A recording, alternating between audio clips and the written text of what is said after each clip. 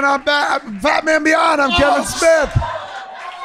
I made it. I caught it myself. Welcome to Fat Man Beyond. I'm Kevin Smith. I'm Marc Bernard. Hey! Oh! Holy fuck, man. Welcome, of course, as always. We're here at our home at the Scum Villainy Cantina in Hollywood, on Hollywood Boulevard. Put your hands together so the folks watching at home know you're real.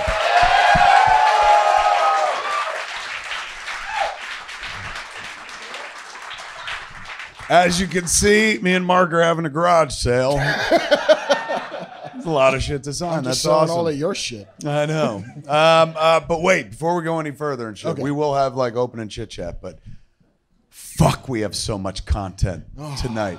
The good, yes, so much to talk about. The good and bad thing about being a stoner is sometimes you just forget weeks.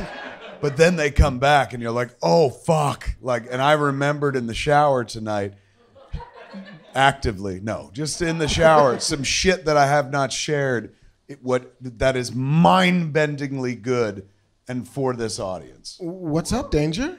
I'm gonna let it sit there for a second and we'll do our opening shit. How are you? I'm good, man. I'm really good. What you been up to? Well, the last couple days I've been writing about Black Panther. Do you know why I've been writing about Black Panther? Because we'll get into the news. But here's the interesting thing. I can only talk about it in the room. Like I can't talk about it out loud till tomorrow. But I got a call from my former colleagues at Entertainment Weekly. Oh, who asked Marc, me, for those that don't follow this shit that closely, but probably should, has edited for a number of fucking major publications across the spectrum, including Hollywood Reporter, at the LA Times, and Entertainment Weekly, where I became a grown-up. And then got laid off almost 10 years ago. Is that what happened? Yeah, that's what happened. And so they called me like... I'm always out there going, he's such a good writer. And Entertainment Weekly's like, no, he's not. Fuck you. not good enough to keep. Yeah, like almost my 10-year anniversary of being laid off, they called me and said, hey, would you write a cover story for us on Black Panther? And I said... And that's when you were like, fuck you! I was like, hold on, my tea's boiling. Yeah, all right. What's the cover story? It's an essay about Black Panther, which will spoil the news from later, just got nominated for Best Picture. Yes. Which is the first superhero movie ever to do so. Absolutely. And so it's sort of just wrapping my head around what the last year has been, and if there's anything fucking new to say about Black Panther that hasn't been said by myself and everybody else on the internet. So yeah, that was my last couple of days, has been sort of wrestling with that. And I think I found a thing. You found a way to express something new about Black Panther? Yeah, especially in context of the Oscars and the kind of movies. I was going to say, you must have been so stoked when that happened. You're like, oh, fucking thank God. So wait, were they doing a piece regardless of? I mean, they asked me to write it hoping that it would make the Best Picture. Were you? I mean, look, we are going to get to it in the news, but we might as well fucking lead up front with it real quick.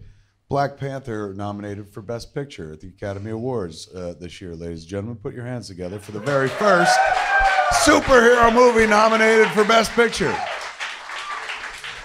Yeah. Deserving as fuck, a Marvel movie. They've been working their craft so well. That movie is phenomenal. Ryan Coogler crushed it. Everyone involved. It's fantastic. I always forget that it came out last year because it was so long ago and stuff. But yeah, last year took 5 years. And remember, we talked about it like once. Like, do you think they'll remember next year? And we were like, nah. Never can tell. So but like crazy. the question that I was asking while writing the piece was, even if it doesn't get nominated, what makes this different from every other movie that would get nominated for an Oscar? Specifically, what kind of Black movies get nominated for Oscars? And they are almost always about pain.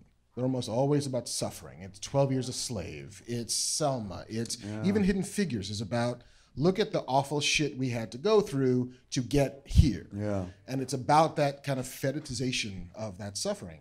And Black Panther is about fucking joy. It's about excellence. It's about wonder. It's about so many things, but it does not ever rest in a world that's about anguish. Right. You know, and so is that the kind of movie that the Oscars would tend to recognize? And if it hadn't, my thesis was, this movie's too much fun to actually get a Best Picture nomination, because Best Pictures are never fucking fun. Right. They're always like, I learned a thing and oh boy, that was rough. Yeah. Yeah. So true.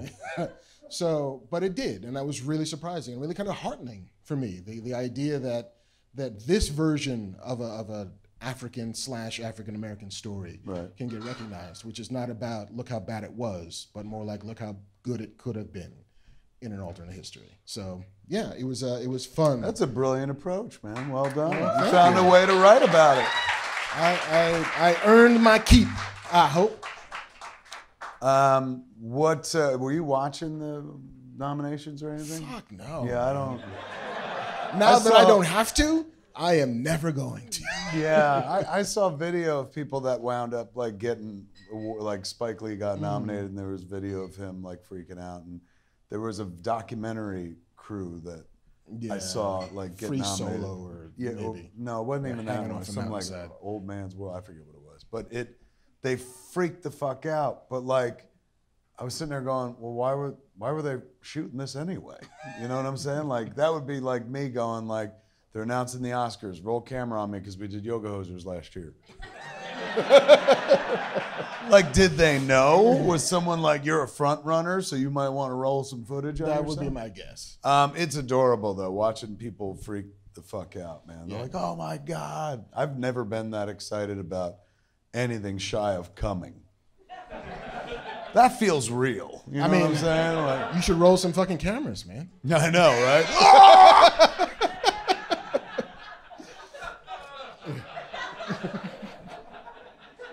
I mean, we've seen you cry a lot. What happened to our camera, man? It was a joke. I'm not going to really jerk off. What are you doing? The 5-second delay. But yeah, now that's been the last week or so. And, you know, now that I'm gainfully unemployed, it's about getting back. Why gainfully unemployed? Because Treadstone's over. Treadstone wrapped. The writer's room wrapped at the end of December. So now it's a bunch of like first date meetings, you know, when you walk in and you got your 45-minute pattern. It's like, hey, yeah, so I like long walks on the beach. I'm a Sagittarius. I don't know if you guys know that, but. Are you a Sagittarius? I am, yeah. I'm a Leo. We're both animal signs. Yeah. Well, I'm a half animal. I'm a centaur. I'm king of the beasts. I'm hung like a horse. Yeah, you ain't lying. God, where were we before that fucking started out? But yeah, lots of meetings and general. Oh no, question. I had a question. You had a question. So now that the writer's room is closed, does that mean the show is in production? Yes, my showrunner's in Budapest because we're shooting in Budapest. Holy fuck! And you're not gonna go? They keep lying to me, saying they're gonna bring me to Budapest. Would you go? Yeah, I would. Really? I would. You won't get up to watch the Oscar nominations, but you'll go to Budapest? If there was like first class treatment to watch the Oscar nominations, I might. Fair enough. Yeah. So that's happening. The show's That's for happening. reals. Yeah, no, they're overseas. But they don't keep shooting. the writer's room open just in case they're like, shit, we need something, write something. Not in the sort of modern, current iteration of the way these short shows work. Like, it's going to be 10 episodes. Right. And the idea is to write them all and then go shoot them all. Like to block shoot. It's what you would do in a production. Like, you just maximize the amount of time you have with all the cast and shoot as quick as you can. Makes sense. Classic TV used to be, we start a writer's room in like May, we start shooting a show in August, and it premieres in September. So you're always racing the production train. You're always like 2 scripts ahead of where they are, hoping to be able to beat them so nobody's standing around fucking diddling themselves waiting for a script to show up. And in that case, the writer's room is always open, and it's always sort of answering questions, and there's an ebb and flow. But in the short run version, the Netflix and the Hulus and the Amazons, they want to write it, they want to close the room, and they want to go and shoot it. And if it gets picked up for season 2, some of us will come back, some of us won't. But it is a weird... It's a weird way to do TV. There's less pressure, but the risks are higher. Right. Because you don't know yet what works. Like it's kind of the streaming model at this point. Like and you won't know what like the great part about TV is that it's a novel you're writing while you're reading it in a way. You know, and you're writing 5 seasons of a TV show. And over that time you see like cast members who work and don't, writers who work and don't. And you can begin to adjust. You can course correct as you go. But when you're writing everything at once, you can't course correct because you haven't seen anything. I didn't know who we were writing for the entire time we were writing this show. We hadn't cast anybody yet. Right. So it was like, I hope this chemistry is good. I hope they work well together. I hope that guy's funny. Because if not, these jokes are going to fucking suck. And you just Well, don't know. but that's their job, right? They got to sell the material. They do, but like every show you watch that you love, the reason why you love it is because they've evolved it over time. You know, and there are cast members who maybe in the first season like blew up in the second season, became like something really, really special.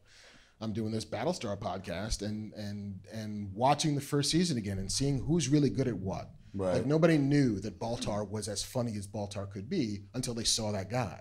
And then they began writing towards it. They began giving him jokes. They began making him this weird farce in the middle of tragedy that it turned out being. But you wouldn't know that up top. Like, God, I hope that guy can do this. Or wouldn't have even thought to ask that guy to do this if I hadn't seen him do it. Right. So it's an odd experience writing in a vacuum. But I got paid. And now I'm gainfully unemployed. I learned to trust actors more than I ever had in my career, which is weird to say because I worked with some amazing talent. But I always felt like, you know, well, hey, man, when I wrote the shit, I'm like, well, I know best because I wrote this shit.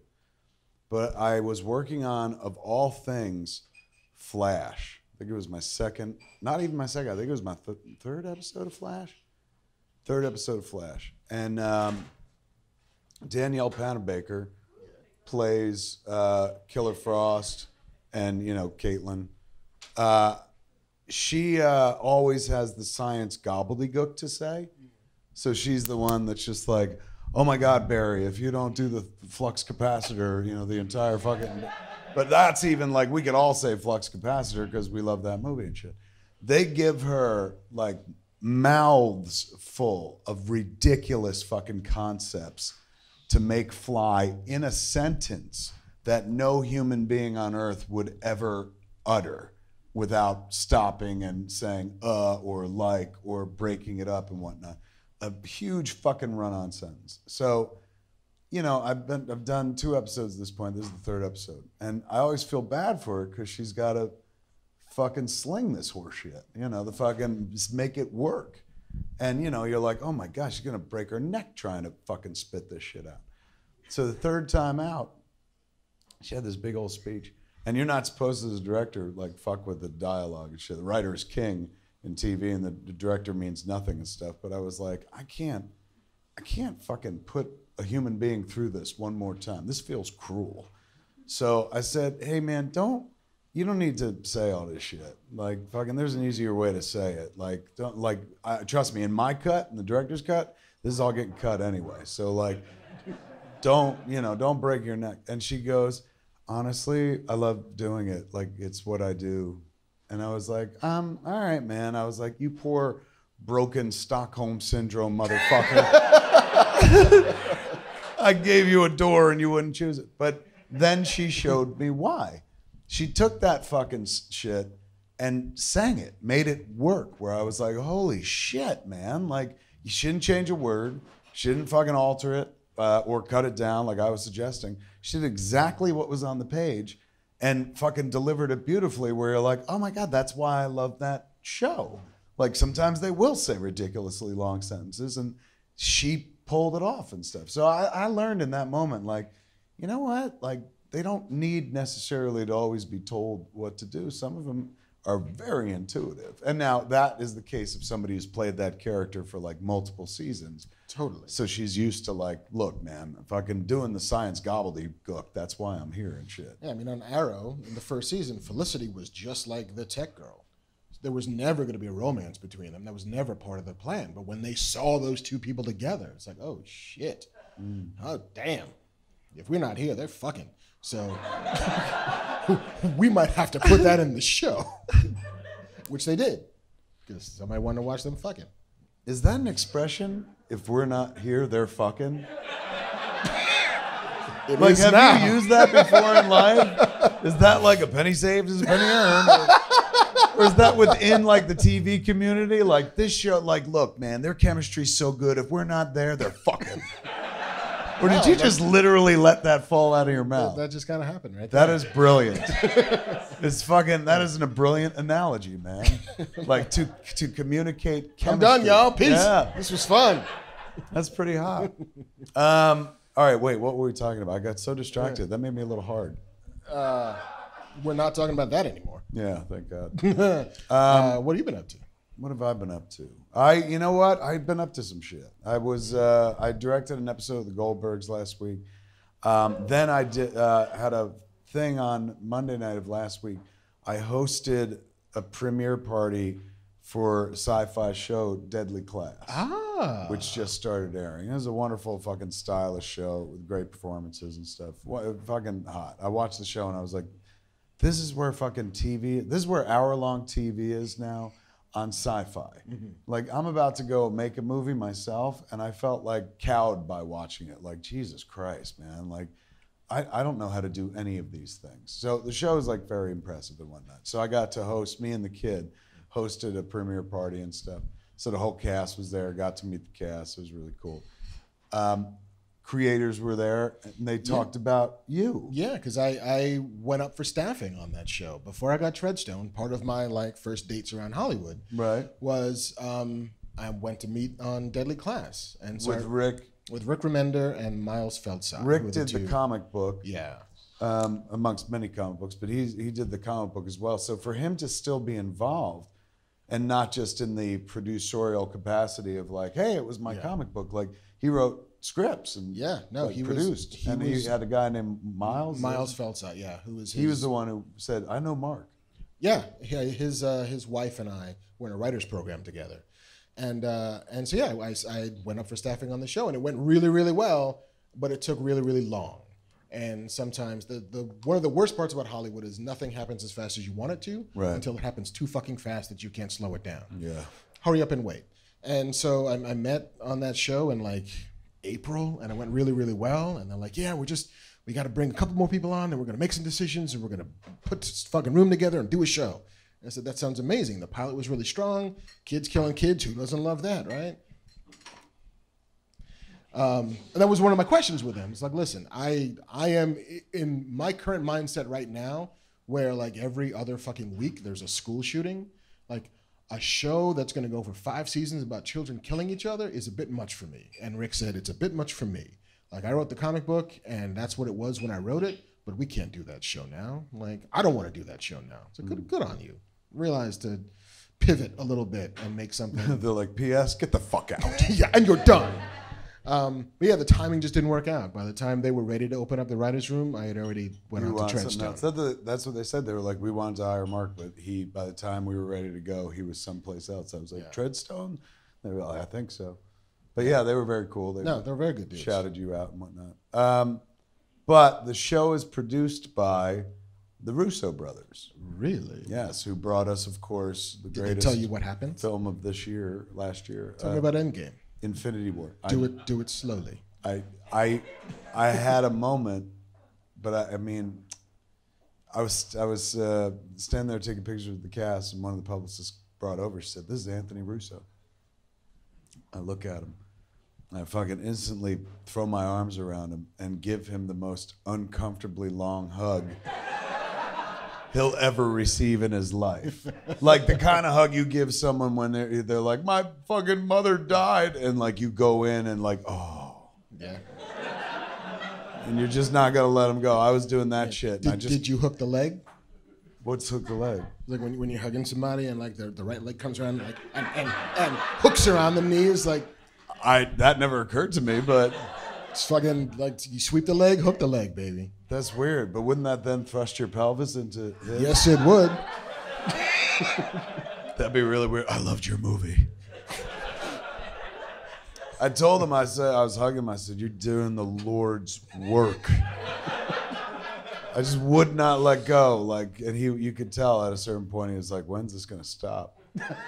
But I told him, I got to gush at him. This is one of like beautiful things about the job that I do, is that sometimes you get to meet people who like fucking make the shit that you love, and you don't have to just tweet at them into the void and hope they see it. Like, look a motherfucker in the eye and be like, I fucking love you, until they're uncomfortable and they're like, goodbye, and walk away and shit. But I got to gush at and be like, bro, I've seen that movie 53 times.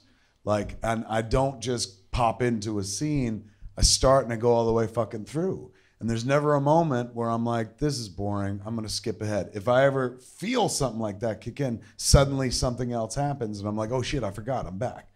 I was like, so you guys crafted like this fucking true magic act. And I said, why? I know, like, I'm sure you hear from people all the time about how much they dig it, but this is why it's fucking important to me. I was like, I'm 48, man. I shouldn't feel the way I feel about your movie about like anything except maybe like strained pears or something like that. Like, I'm just old, and like, you guys make me feel young. You make me feel like I did like during the happiest days of my life when I was a kid in the 80s and shit. Like, you make me feel like when I saw Raiders of the Lost Ark or fucking Star Wars or even Batman in 1989. Like, these movies dial my fucking clock back. I mean, it's not just like, oh, I enjoyed the fuck out of that. Like, it's the closest thing to Fountain of Youth. Like, it makes me feel fucking young. It gives me a feeling I haven't had since then. And I said, and it's a fucking double magic act because I'm in the business and I don't make what you make, but like, I know how shit's made. So I shouldn't be wowed, or fucking the magic trick shouldn't work. But even though I too am in the field of magic, I could still sit in the audience and just fucking suspend the window of disbelief and be like, holy fuck, man, how did they get the Hulk to do that? Like, you know, I just really buy into it. So I was like, thank you for somebody who like, to find something that makes me happy like that. I didn't think I'd find shit like that, like, you know, later in life. Like, you know, my father, now I get why my father would take me to the movies when I was a kid. I always thought it was for me, because he's like, well, the fat one doesn't like sports, so fucking, you know, the movies is what he likes and shit. But I think he did it for him. I think it was his way of, like, A, spending time with one of his 3 kids, but he got to dial his clock back. So I remember we saw Raiders of the Lost Ark, and he was so happy. And he was like, that is a movie that's exactly like the movies I used to watch when I was a kid. And then he explained cliffhangers, which I had already known about, but I didn't want to cut him off because he seemed like he was having such a good time and shit. And it touched him and made him young again. I understand that shit now. So I was telling him, like, what you're doing, I'm sure, like, it makes people a lot of money and shit, and it's entertaining and whatnot, but it's profoundly fucking important to me, and probably lots of other fucking people, that you give an opportunity to fucking reconnect with their youth. And it's a fucking, you know, double act, because it shouldn't work on me, but it fucking does. And he's like, oh, fucking, well, thank you. What's your name again? No, he was very super fucking sweet. Can you let me go now? He was like, you know, that's, wow, man, I don't even know what to say, blah, blah, blah. And I talked about his entire body work. I was just like, I said, you and your brother, man, like fucking like the Arrested Development shit, fucking like Captain America, you know, Winter Soldier, fucking Civil War and shit. I was like, how did it happen and shit? How did you go from that to that? And he said, we heard that Marvel wanted to meet with 10 different people on the Captain America sequel, and we were one of the 10. So we were working on TV, and we went in, and we just gave our best, and then we kept going back in. They'd have us come back in, and the movie took shape over time. He's like, what we pitched wasn't what you saw. It's like, that became that over time. So I got to ask him some shit. Naturally, I wasn't like, spoil End Game. But I said, like, all right, you got to tell me honestly, like, did you guys know when you were making the movie that the snap would be so, like, pop culturally important, that it would instantly enter the lexicon, that your mother would know what the snap meant and shit like that? And he said, no, not at all. He's like, we were not prepared. And I said, based on that, did that make you go back into Endgame and do more shit? Because like suddenly you realize that you guys made a backdoor classic, which sounds dirtier than I mean it, but like fucking. And he said, because they're still working on it. Like Hawkeye posted a picture the other day going, we just wrapped, you know, and that movie supposedly wrapped a while ago. But he said that it was difficult making 2 movies simultaneously, like side by side, like the one Avengers movie and the other. So, you know, they've just been going back and catching stuff that they didn't catch, and now they can cross their T's and dot their I's. I'm trying to think what else he said that I could share. He honestly, it's not like he's like, hey man, here's the fucking secret. Like, Thanos wasn't really Thanos. No, not at all. He didn't tell me fucking anything. I guess that's all I got to share on that. but it was fucking dope that I got to talk to him for as long as I did. And kind of just love on him and shit like that. I was like, you guys don't get it because you're up the ass of these movies and spending years making them and shit. But like, I'm out there in the real world. Like, these movies mean something to people, man. And that one was a magic act. Like, fucking, you can think about it. That's the third fucking Avengers movie. You know what I'm saying? Like, we should not have been that impressed, but they found a way to fucking make it fresh where you're like, oh my God, man, God bless you. The third is as important as the first and shit. So that was a fun evening for me to be able to do that. But while we're talking about the Avengers real quick, two things I want to talk about.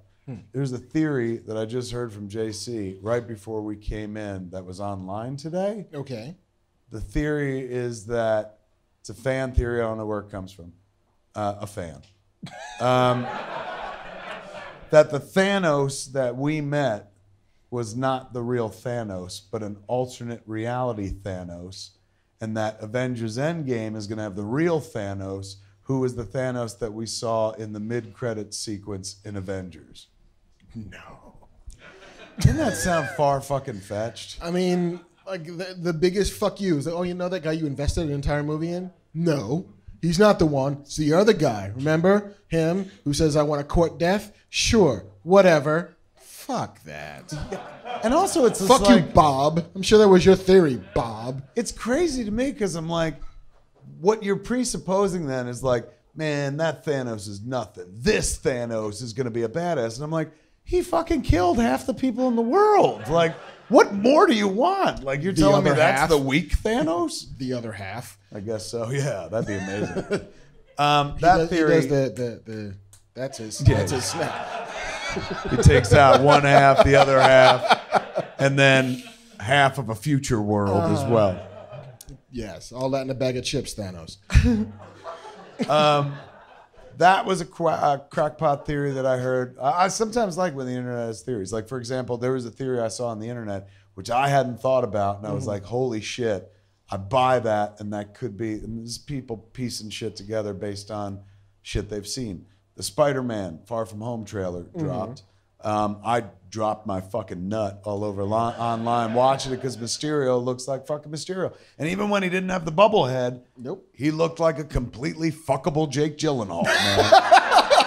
Oh my God. Like fucking, like I was at first, like the first time you see the cloud, you're like, holy shit, is that going to be Mysterio? And you see the outfit, but then he's got no helmet. And I'm like, come on, man. But Gyllenhaal looks so fucking good, sexy, and his performance was so like intense. And he's like, you don't want any of this? And fucking making magic and shit.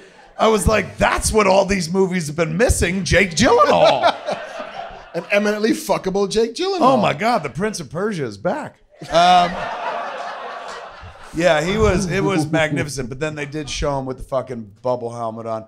While we're talking about it real quick, it occurs to me as very Syndrome-like, right? Like he's representing that he's a good guy, but he's creating the bad guys that he's fighting, which is very true to a Mysterio storyline from back in the day. Absolutely. Brad Bird stole it from somewhere. I'm into it though. Homage. Yeah, it's not theft. It's homage. It is homage. I'm way into it. It looked fucking phenomenal. But the theory, if you look at the trailer, Peter's like, I'm not going to take my seat. Doesn't say this, but his performance. Tom Holland's a better actor than I am, so he does it without words. But he's like, I'm not going to take my Spider-Man suit, and he leaves it, and he doesn't take it to Europe.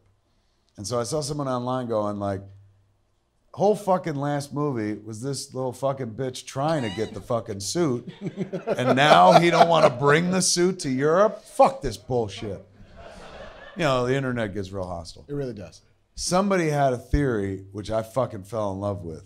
The reason that Peter, and this is, it's a theory, so I can't say fucking spoilers, but it could potentially spoil something, but this person doesn't know either, so they couldn't even say spoilers.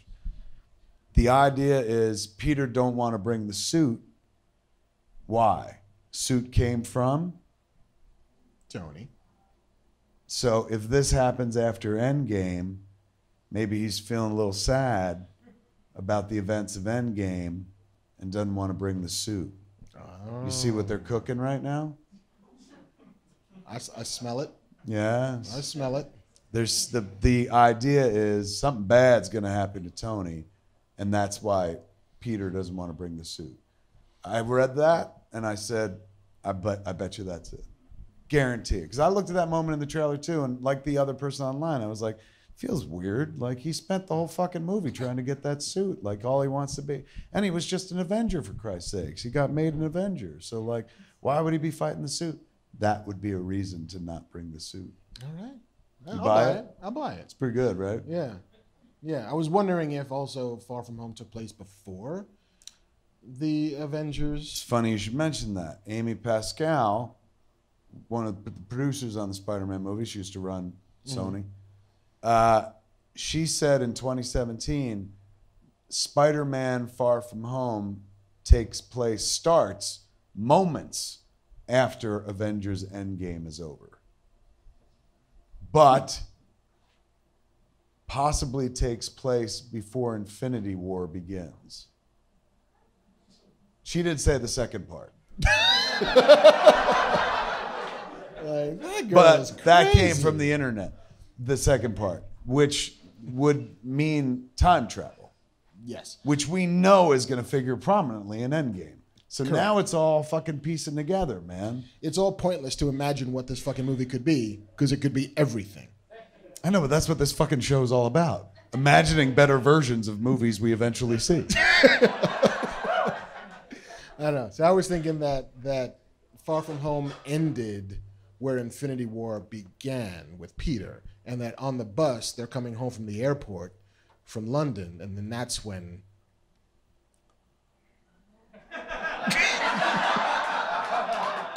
Did you just come up with that now? Yeah. You didn't read that on the internet? No. That's like that other genius that just flipped out of your mouth. Like, they're so fucking good together. If we're not here, they're fucking. I'm telling you, I am popularizing that statement. That's good. That's a good thought too, man. Yeah. I don't know. Just making shit up as we go. I like your version of things. All right. All right. So Come that on was with all. me. Yeah. It'll be a whole new world. Yeah, no doubt. Take me on your carpet, Aladdin. While we got news to do and shit like that. We do have news to do. Before we get into the news, let me give you the content that I was talking about. So Okay. I was away and then we did other things, but like, remember I was gone at one point You were. and I went to England and I talked about in other places, including on like Good Morning America, that I had gone to visit the Star Wars set. Yeah, to visit. Yes, to visit the Star Wars set and see JJ making his little movie. And while I was there, Grant, naturally, they made me sign a non-disclosure agreement, so I can't say fucking much of anything except the things I've said already, after which JJ sent me an email and said, would you please shut the fuck up? So, to honor a friend, of course I will. But while I was in England, and this is fucking so relevant to this show, Fat Man Beyond. I do remember the title. I met people on the crew who work on crews on movies that shoot in England. Okay, on the Star Wars crew, dudes were just Not just dudes, ladies as well. ladies. People in general Yes, human beings. work in the British film industry, Okay. which includes not just fucking Mike Lee movies, but like Star Wars Pinewood movies, shit. anything that gets made of Pinewood and shit. So this is not on Star Wars time or dime. Okay. It's always at fucking lunchtime and shit. But I got to hang out with a lot of people, and people are like, "Oh shit, you'll love this." So you get to find out some fucking shit that you don't ever read about or hear about from other players involved. But you forget there's all these below the line people who are like, "Oh no, I was there and I heard some shit and I saw some shit, and regardless of what they did, I know what happened." Ooh. Yes. I met people who worked on both versions of Justice League. Ooh. Isn't that fucked up? Yeah. Let me tell you the things that I learned. This is what I heard about Justice League, which I thought was adorable, and I was so mad we didn't think of it first. They called it Justice League when Snyder was doing it, Zack Snyder. When Joss Whedon came in to take over, they called it Justice League. Right? It was right there. How did none of us know? Oh, that's glorious. It's really fucking good. Wordplay. This is what I heard about Justice League, according to folks that worked on both versions.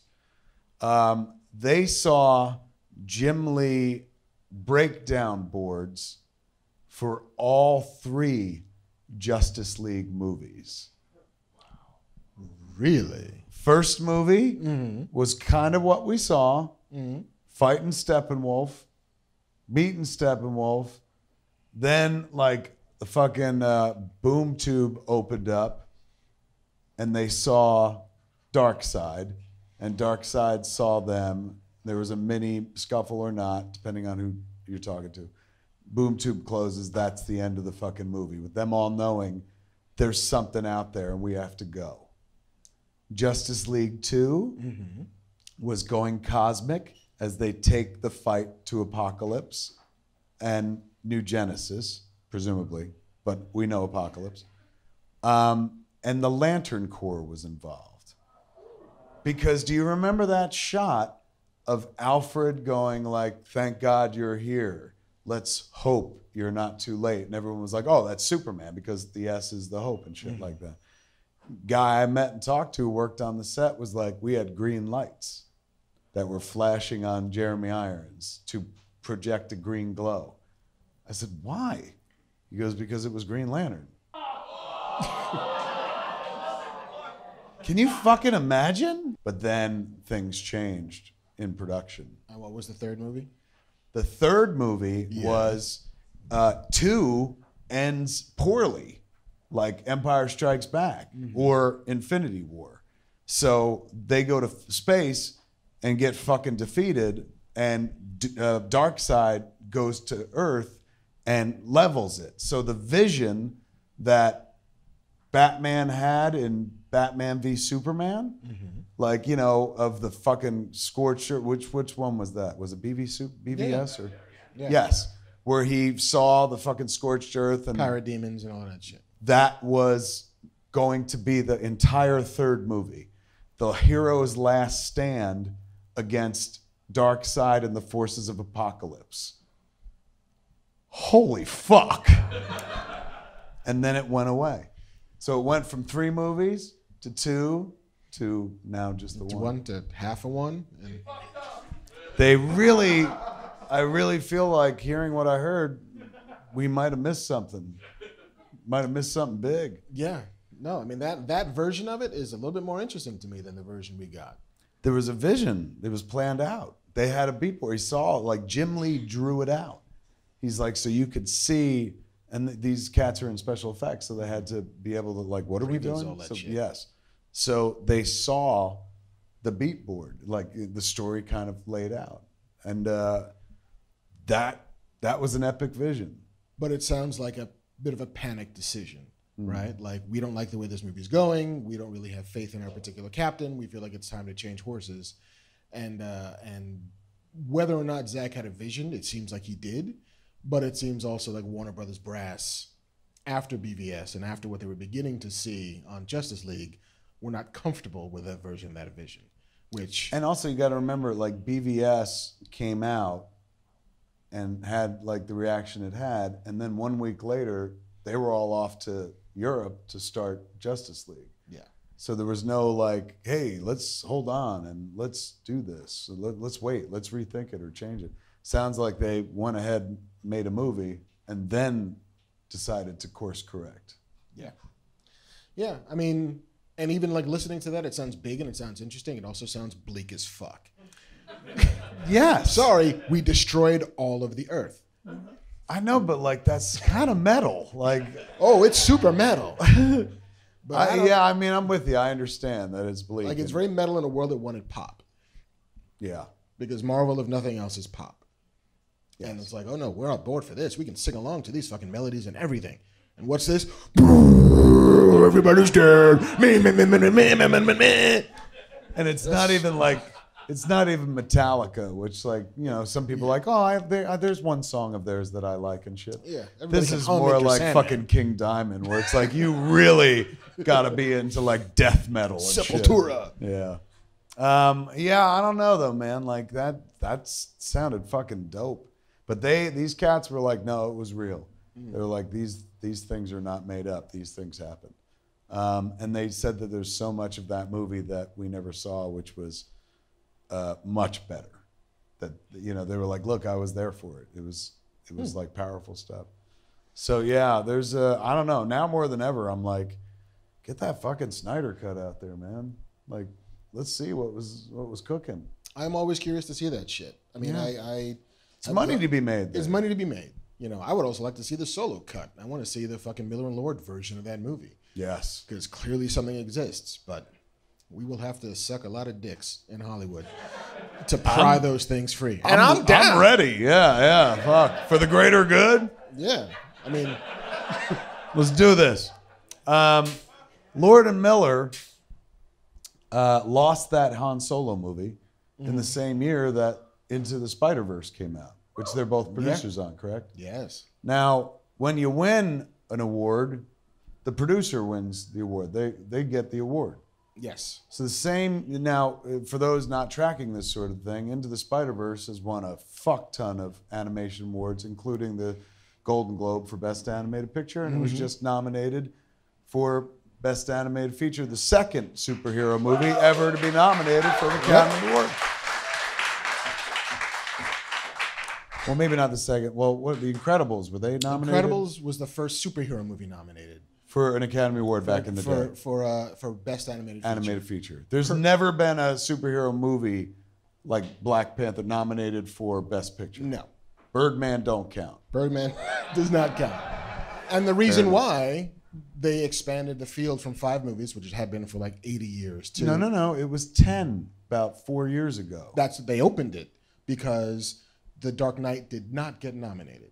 And they realized, like, hey, maybe if we nominated movies that people fucking gave a shit about, they would watch the Oscars. And everybody gave a shit about the fucking Dark Knight. We gave that dude an Oscar. We gave Heath Ledger an Oscar for it. And the year after, they broadened the field to 10, hoping to be able to pull in, like, and movies yet that this people have year it's seen. 8. I think they can do as many as 10, but they don't have to do 10. Whereas you have to do 5 for actress, actor, director, all of that shit. Like, they couldn't find 2 more movies that they liked. Look, I don't want to fucking... Let's just be happy they nominated Black Panther and fucking move on. But yes, they did, and that's a cool thing. But they also nominated Into the Spider-Verse, which is an amazing comic book movie. Oh, shit. Superhero movie. Not just a wonderful Spider-Man film, but like, for my money, you know, Avengers Infinity War is my favorite movie of the year. Spider-Verse stands shoulder to shoulder with it, and on various days can probably flip positions with it. And, you know, it's a cartoon, for Christ's sakes, and still it's that fucking powerful. Why did I bring it up? Oh, because the boys lost the Solo job, which I'm sure fucking didn't tickle, right? Like, you know, we've moved on, and fucking it worked out in as much as the Ron Howard one came out and didn't light the world on fire, so the boys didn't look as bad or whatever. But there was probably a corridor in there where they were like, I can't believe we got fucking fired from a Star Wars movie. How did we fucking survive this shit? Cut to, they're probably going to win an Academy Award for Best Animated Film. Yes, they will. That's divine justice right there, man. That's nice. That's the universe fucking righting itself. And that movie was made with a personal touch. You could feel the humanity at work behind that film that is about, you know, sometimes inhuman characters. And they've been working on that movie for years. Is that right? Years and years and years. There's an interview with Jake Johnson, who is the voice of Peter B. Parker. Oh, he was so good. Who said that he had been going to various recording booths for the last 2 or 3 years, just recording lines. Like, what are we doing today? I don't know, just say this a bunch of times. I don't know, just say that a bunch of times. Just say goober as many times as you can say goober. But yeah, like those things. I mean, listening to Mosier talk about the length of time it takes to make an animated movie, it's 4 or 5 years sometimes. Yeah. And so they were hired and fired on Solo in the amount of time it took them to make Into the Spider-Verse. It's got to feel good for those cats. They're like, well, this will work. This will do nicely. That'll do, pig. Spider pig. Spider ham. So there it is, man. I forgot to share that. Stuff I heard about Justice League. Nice job. Could have seen a couple different flicks. Might have been amazing. You're like a roving reporter. Send you out into the world, bring back some good shit. That's why I never get hired to do anything anymore. Because like, oh, here he comes, Mr. Big Mouth. Everybody be quiet and shit. All right, we got news? We have some news. Fucking A, man. Mr. Marc Bernardin, as previously mentioned, is a man that has worked in the media for quite some time. He's a newsie, a news hound. He's got a nose for news. And so Marc Bernardin went and found all the news on the internet, and he's going to tell you what it is right now. Give it up for news hound, Mr. Marc Bernardin.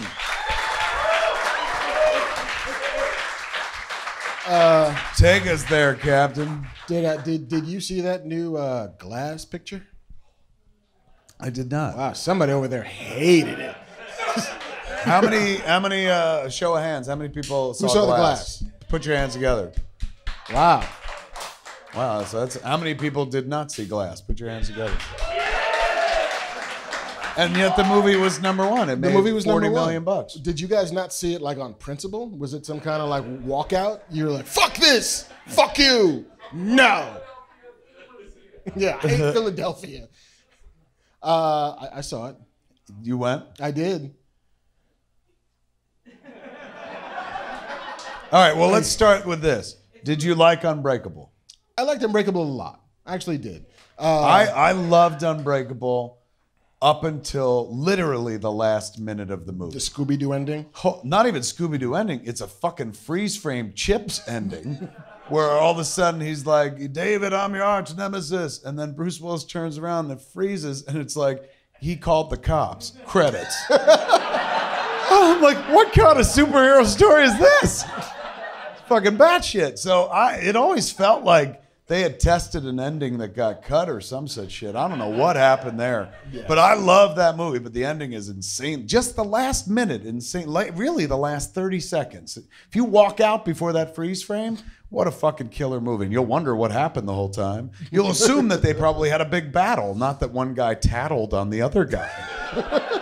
So I love that movie. Okay. Did you see Split? This is no fucking besmirch on the movie. I started watching it and fell asleep watching it just because I was tired. It's not like the movie wasn't interesting, but I never got back to it. But I enjoyed what I did see, but not enough to continue watching the movie, and that was like 2 years ago. So, but that's not a judgment. I've just been kind of busy, and I do look forward to watching it. I said to myself, now you've seen 1.5 of the M. Night Shyamalan trilogy, you need to watch 1.5 more. There you go.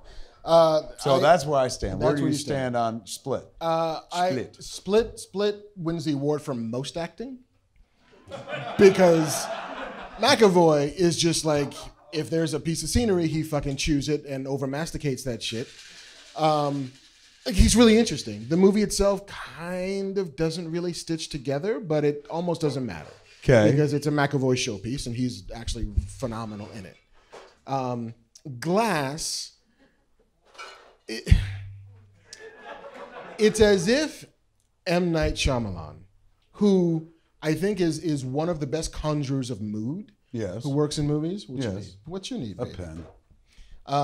Because when you watch a movie, it feels like an M. Night movie. It feels like there's dread just hanging over every scene. Yes. It feels like everything has portent and grimness and, oh shit, that means something. What are the colors? The colors are telling me something. But it seems like he's only ever read one comic book. And so for that dude who makes like a comic book movie, and he read that comic book 19 years ago.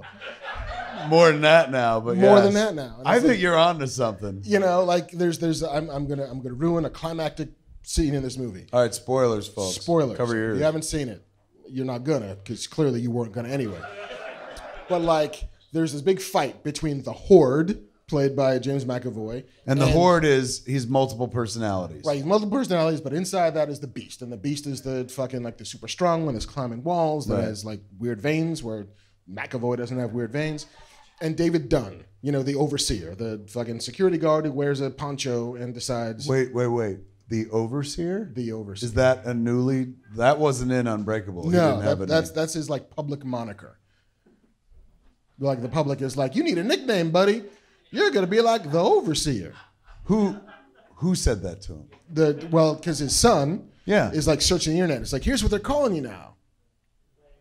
Did this Is his son older now? Yes, same kid from Unbreakable. Are you shitting me? 19 years later. Come on, man. Like, Which fuck bonus. anybody that would say anything bad about M. Night Shyamalan. That's a cool fucking thing, man. Yeah. I mean, but so here's what happens at the end. Yeah. There's this big face-off, not so much of a face-off, where it's this one dude with no shirt on and another dude with a poncho on, standing across like a quad, like barking at each other. And then Sam Jackson's mom, who is played by an actress who's 10 years younger than Sam Jackson, but in like the shittiest old age makeup, says, "Oh, no, it's not a limited series, it's an origin story." And it's like, those two things are not mutually exclusive. You could have an origin story as a limited series, and who gives a fuck what you call it, because all of your comic book terminology doesn't mean dick, because this is the most boring fight scene I've ever seen, and if it was a comic book, I would want my money back. Put that on a poster. I wish they would. So yeah, it's really, really interesting until about the halfway mark, in which Sam Jackson says the word, it's like a comic book. And other people are like, you might be right. It is like a comic book. And then everybody starts talking about comic books and nobody's read a comic book. And then it's just like, guys, and hey, in Unbreakable, it was in a time when we did not have the cultural lexicon of comic book storytelling that we have now. Yes, giving credit where credit's due. He told a comic book movie story at a time when nobody was. You had maybe gotten X-Men, you had gotten Blade, maybe X2 was on the horizon. But we were not steeped in comic book storytelling the way we are now. So for him to not understand fundamentally what an audience wants from a comic book movie or a movie is a little criminal. What bitchy shade, man. Just so side-eye. Fucking like. So yeah, it's #1 at the box office. Glass. What is? Glass. That's right. $47 million. Yeah, so obviously he was right. He does know what people want in a comic book movie. Yeah. But here's the thing that I was really impressed by, which was not the movie, but that he he's so glad we're friends and you don't review my movies, man. He self-financed it. The $22 million budget came out of his own pocket. Yeah. And so most of this money gets to go back to him. Good for him, right? Which, like, whatever you believe, bet on yourself. Yeah. And if you believe in yourself enough and you believe that an audience is there for you, then power to him. He had an output deal with Blumhouse, right? Yeah. Like Jason Blum put it out. Yeah, they did The Visit, they did Split, and then I think this was the last in whatever. I think that's been their deal for all of them. I think he's financed all of his movies that went through Blumhouse. But this one will, I mean, look, they all did well. I'm sure he made money from, was it Grandparents or whatever? The Visit. The Visit. I'm sure he made fucking money from that alone, but he's going to walk away. He's like, that's George Lucas smart. It's not like, you know, that's not without precedent. Fucking Lucas owned his shit as well. Yeah. I mean, and financed his shit. Whatever else I may say about that movie, whatever else I may say about that guy, he's a hell of a fucking businessman and can now make whatever movies he wants to make for the rest of his life. Right. And so he wins. To be fair, that was always the case, though. He could make movies like...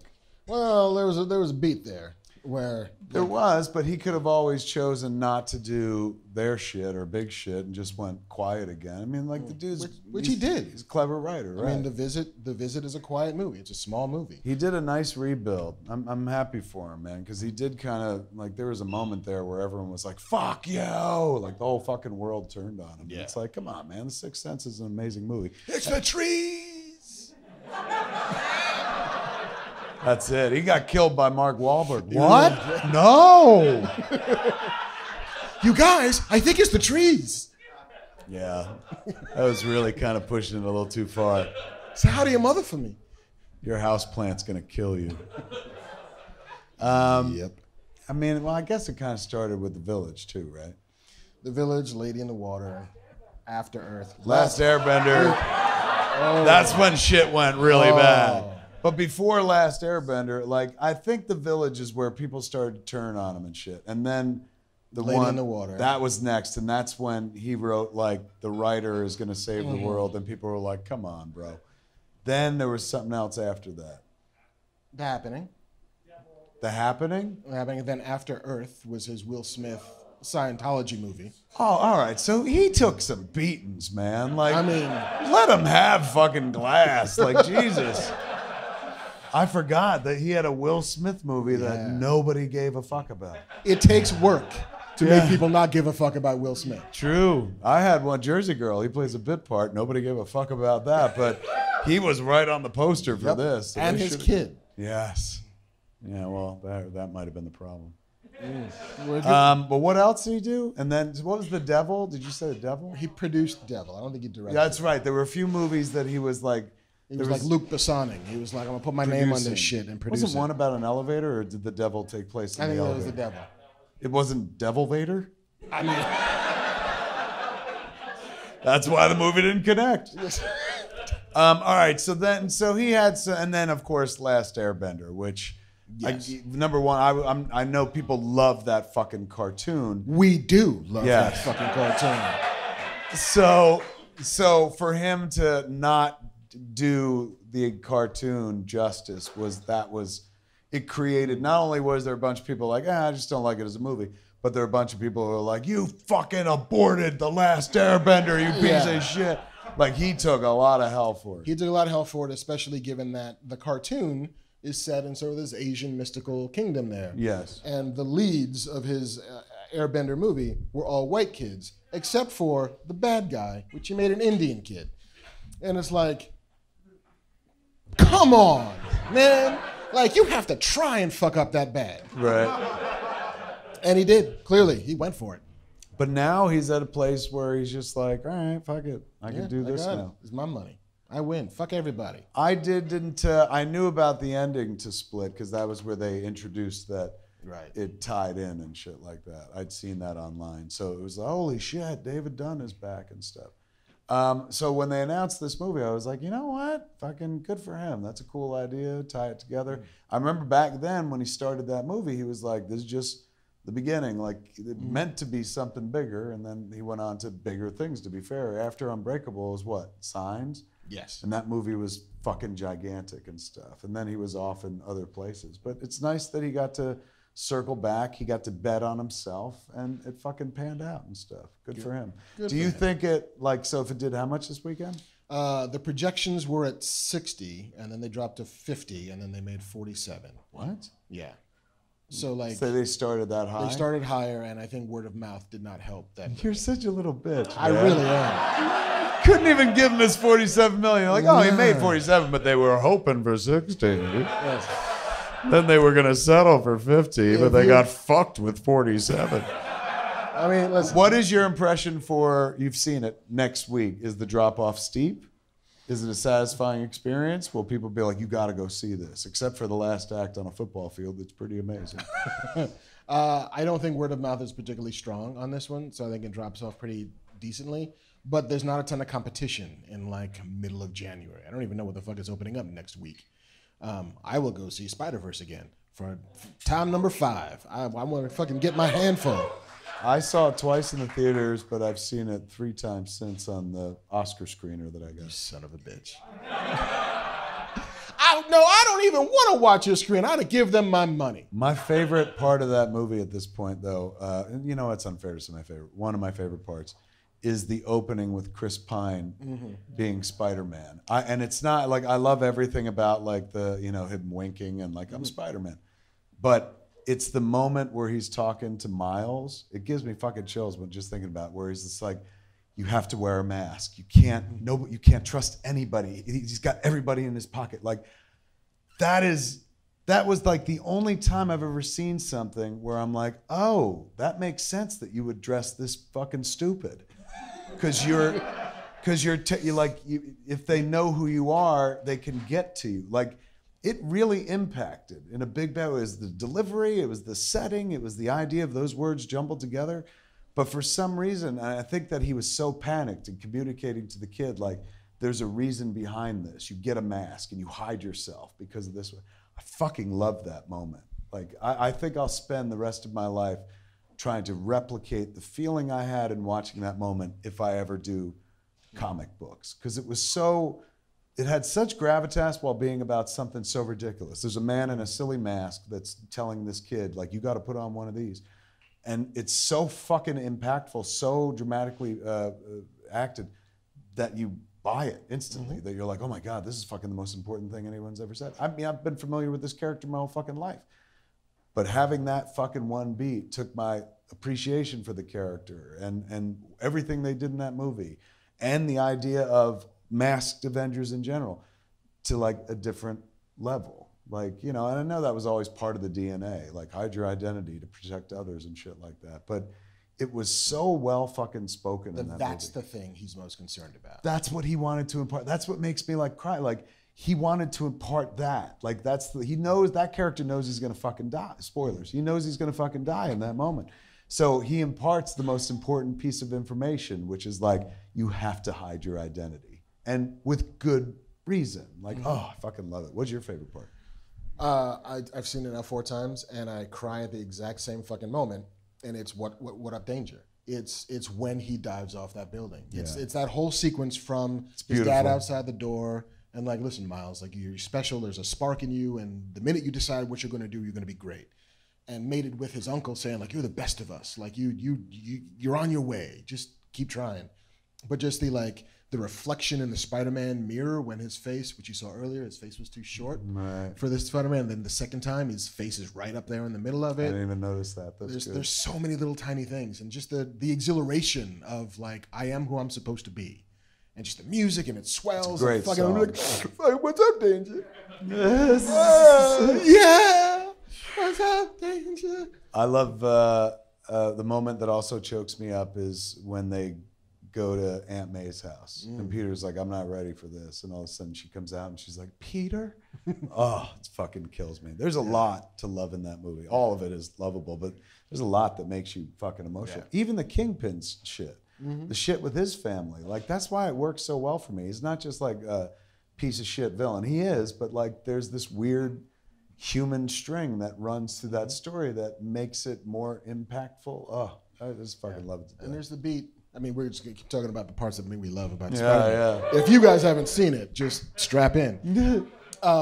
When it's at the very tail end of the movie, and Peter is in the costume, and like Miles shows up, like he's fucking ready to rumble, and he goes, "Oh, fucking you did it! Oh, I love you! I'm so proud of you!" Like to a kid he met like 3 days ago, just I love you. And then he goes, "Wait, do I want kids?" He's like, he's just telling this kid he loves him. It's like, oh, that's so sweet. Even he had an arc, and you know, it's really about Miles, but Peter gets an arc as well. Totally. Yeah, man, it's beautiful, it's breathtaking, and it's definitely going to win Best Animated Film. And if it doesn't, we riot. It definitely wins. Yes. Oh my God, it will win. But here's my thing. We're gonna start a riot. What a Black Panther. Spider-Man Into the Spider-Verse. Yes. What a nice farewell of sorts for Stan. Yeah. Stan Lee, Steve Ditko, like Jack Kirby.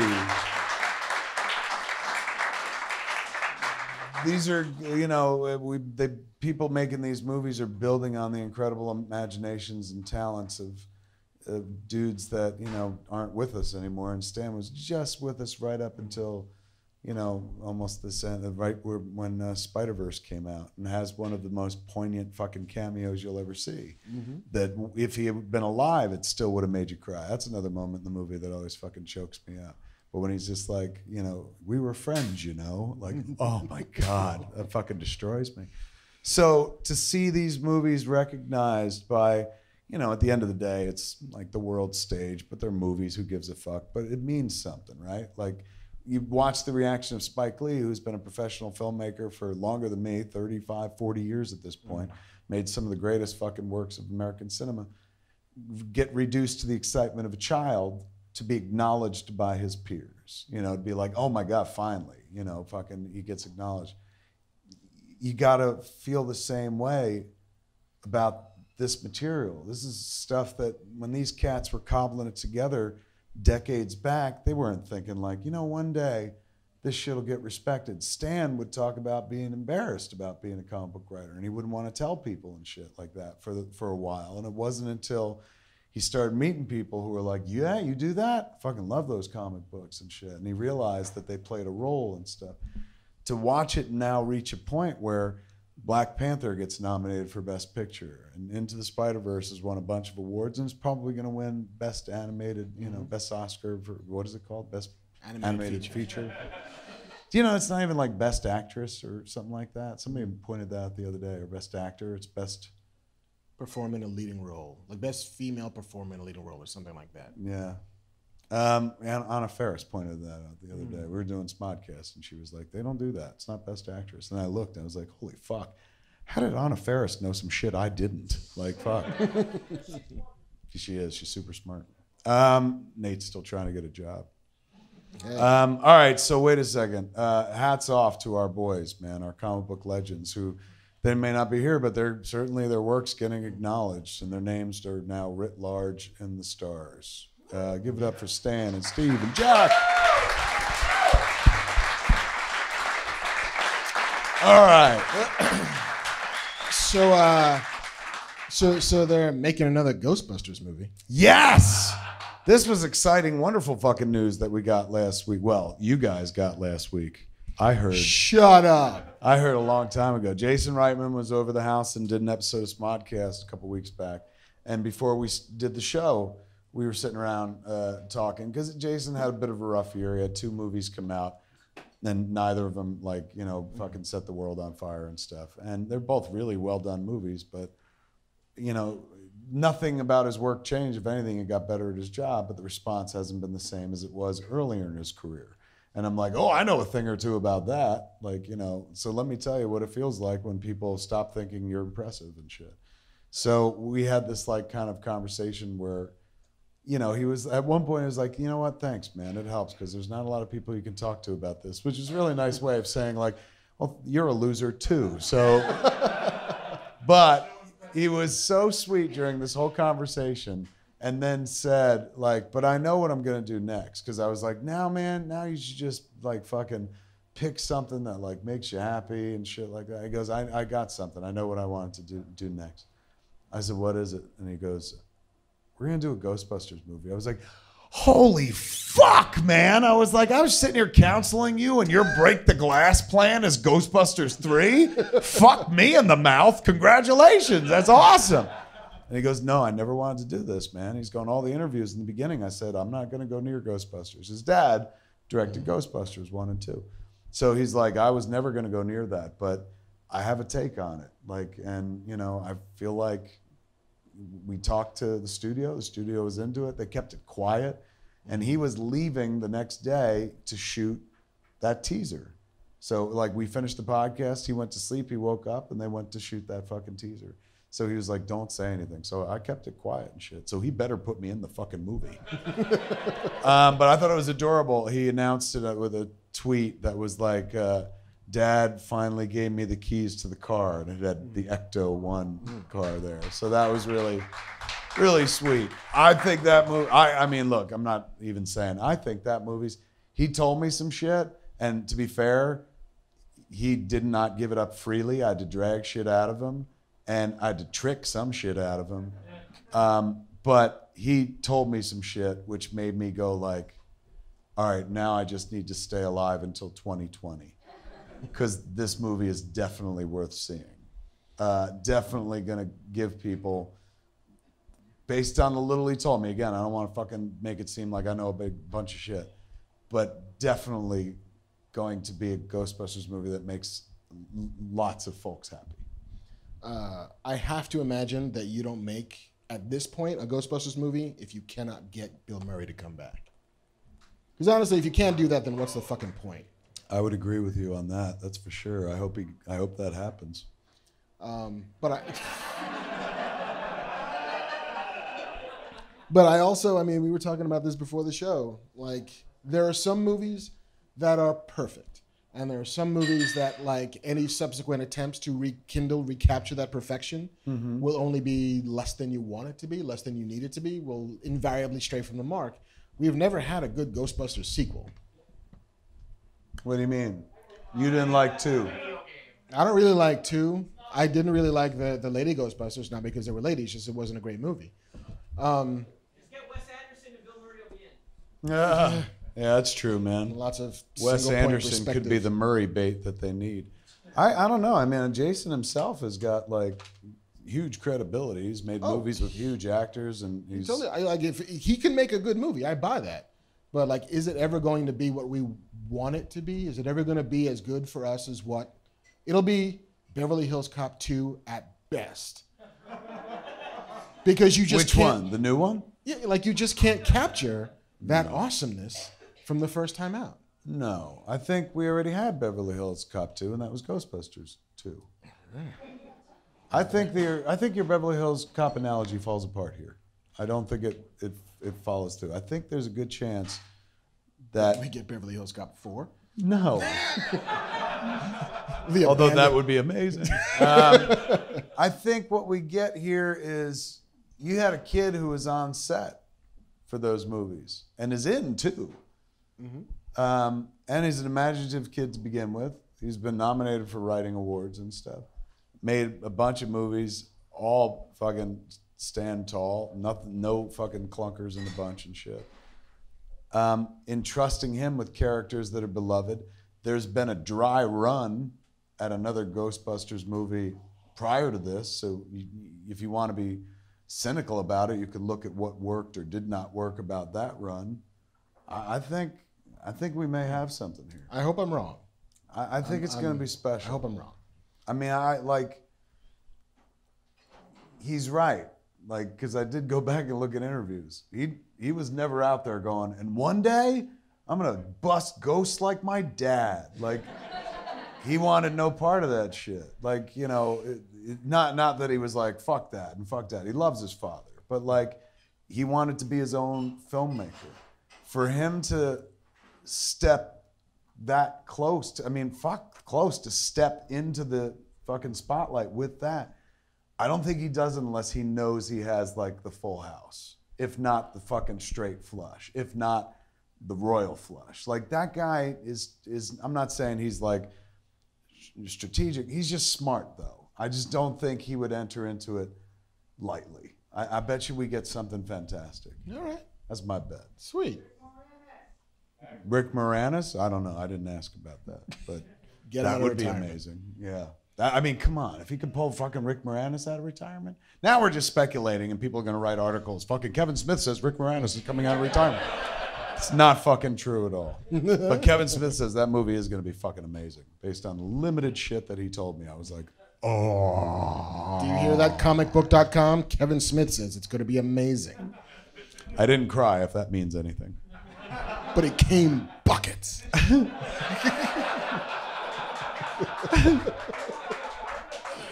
Let's just say I ain't afraid of no ghosts and leave it at that. What do we got next? Mission Impossible. They're making 2 more of these. Yeah, they won't fucking stop making these Mission No. Impossibles. The last one was insanely satisfying. Did you see it? I did. I liked it quite a bit. Fucking great. Like I watched it at, granted it was like 6 a.m. and I watched it on iTunes, Blazed, but I was like, this is fucking fantastic. I was like, did he just load his arms? But it was good. Like it was a legit, wonderful movie. Chris McQuarrie did that. Chris McQuarrie. He's coming going to back do the next 2. to do the next 2 probably before, I guess they want to get him in before Tom Cruise can't run anymore. But listen, you're the fucking franchise, and if you can't sprint, we got no movies. It's true. It's like it should be starring Tom Cruise and Tom Cruise's running arms. Yeah. So yeah, he's doing back to back to back. I back that play. Is Chris McQuarrie doing it? Yes. He did the last one. He did the last 2. You gonna write him? Yep. He did the one before this one? Yep. I don't remember that one as much. Is that the one when Cruise is hanging onto a plane? Yes. Rogue Nation. Rogue Nation. That have Jeremy Renner in it? Yeah. Oddly enough, even though I'm saying things that were in it, I don't remember that movie that much.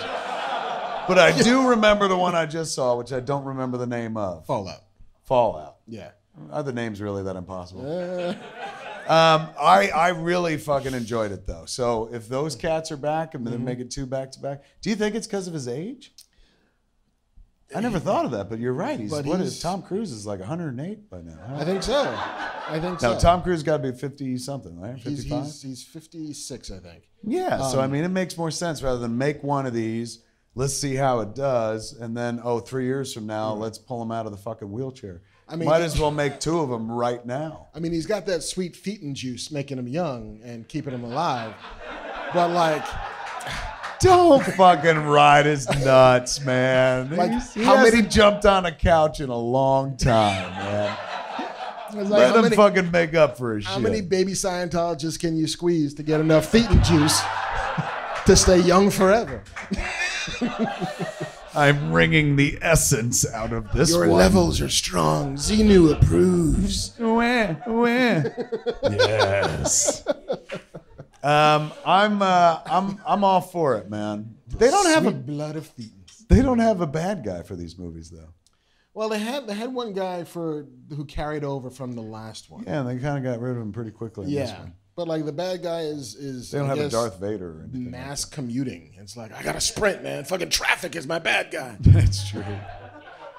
I mean, they got to be careful with these movies because every time he does one, he ups the ante. Like the last one, he jumps out of a fucking plane, and they stay with him all the way down. And I thought it was a CG shot when I saw the movie. I was like, oh, they must have put his face in there. But then I read an article where they're like, that's Tom Cruise.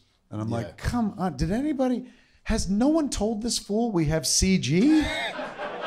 They get him to do the craziest shit. And I think it's because they're like, don't tell him we could do it with a computer. Let's see if he'll do it. Yeah, hold on to the plane. Oh my God, he's doing it. Sure is some risky business, Tom. Fuck, what's he gonna do next? Next movie, they're gonna be like, Cruise fights a shark. They're just gonna put him in a cannon. Wile E. Coyote just fire him into space. Mission Impossible. I don't know. He lives life like he knows something we don't. You know what I'm saying? Maybe there is something like to that feeding juice. Yeah, he's just like, they can't kill me.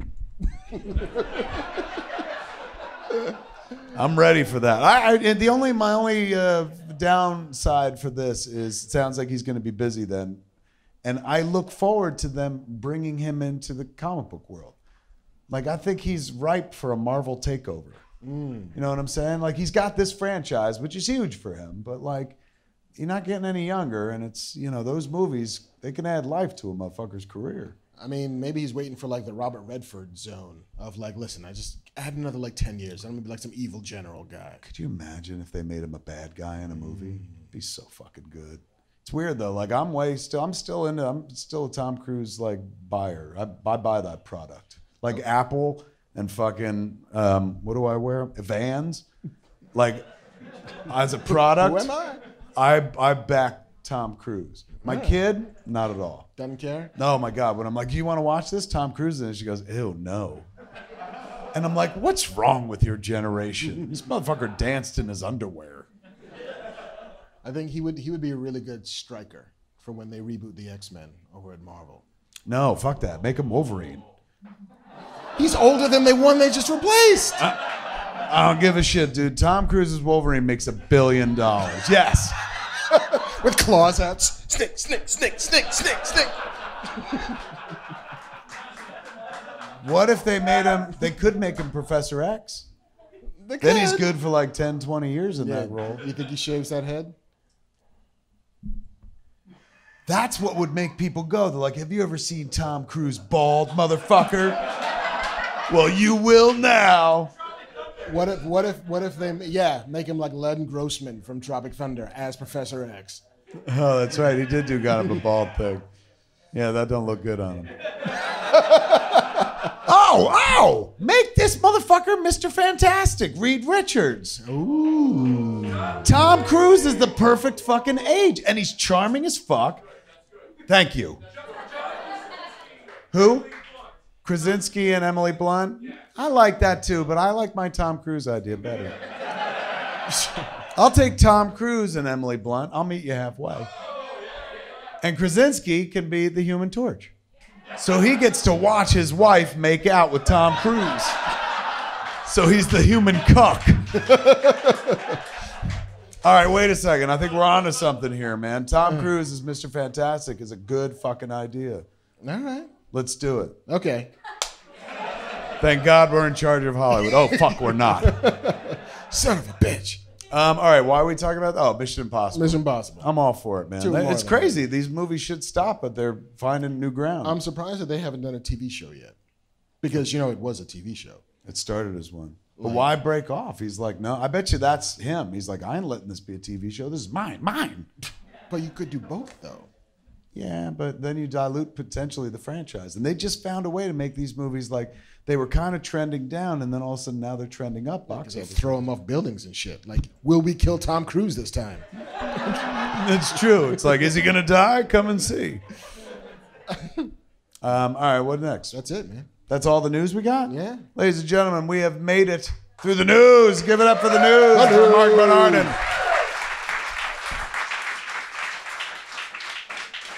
All right, now we come to that other part of the show, ladies and gentlemen, the part of the show where we open up the room to Q&A, the floor to you guys, man. JC is out there.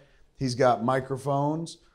He's going to approach people that put their hands up, and he's going to let you come up and ask questions at our special little spot here.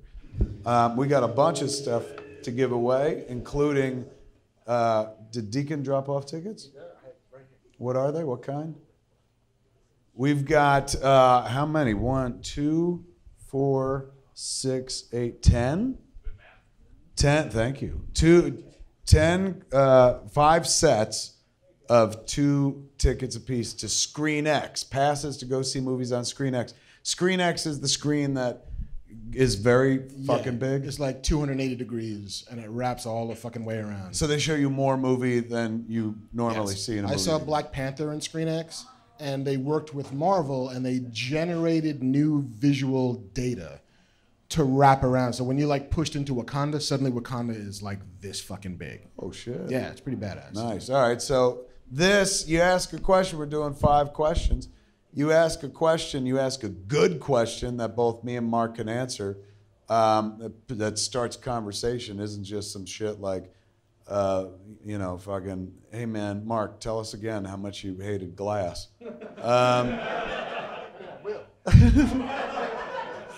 And then you win not just some Screen X passes, but some other shit. Thanks to the good folks at Sci-Fi, some folks are going to walk away with Deadly Class gear, man. King's Dominion shirt.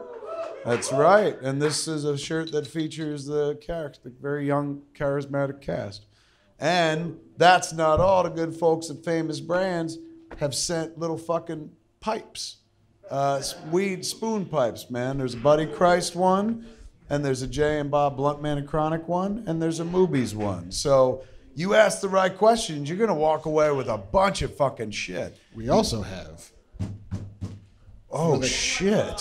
For the captain question, for whoever kicks us with the best one. Holy Christ. This is a Star Wars Icons Han Solo book from the good folks at Insight Editions. They make amazing fucking books. Discover the incredible story behind the creation and legacy of one of Star Wars' most beloved characters with Star Wars Icons, Han Solo. This thing is so fucking...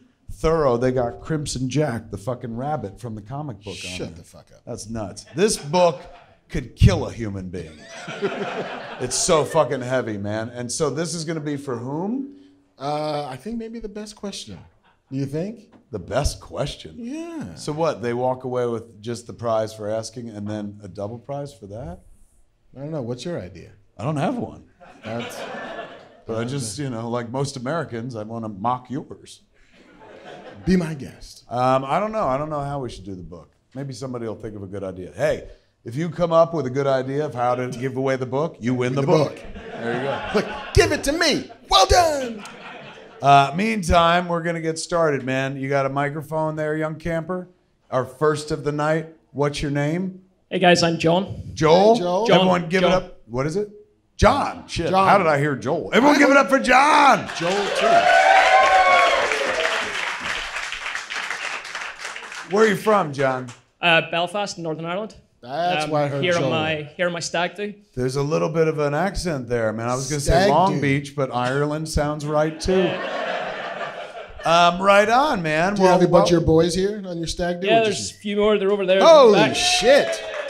Now, this is your stag party? Yeah, so my bachelor party. So we're staying in Vegas. We drove down just for tonight, and we're driving back straight after the show. Wow, congratulations. And you're the one getting married? Yeah, getting married the 26th of May. Of May, over in Ireland. No, actually in Scotland, on the Isle of Skye. Are you Irish or Scottish? I'm Scottish, but I live in Belfast now. No. Well-travelled. I'm well-travelled. You can't do that to Americans. Like one accent at a time. All right, so you're Scottish. Yep. And then you live in Belfast. Yep. But you're getting married in Scotland. Yeah. Okay. And you're from Vegas, and you drove here. Yep. Well, they did, so I could have a drink. Okay. And your name is not Joel. Now, how many of those cats came from either Belfast or All Scotland? three guys from Belfast. You We guys flew came over Yep. together? Flew over together. We arrived on Sunday, and we'll leave again on Thursday. They Now must you- really like you, because that's not cheap. Yeah, I know. Yeah. I didn't pay a penny. You paid for covered him it? too? They did it. They covered it for me.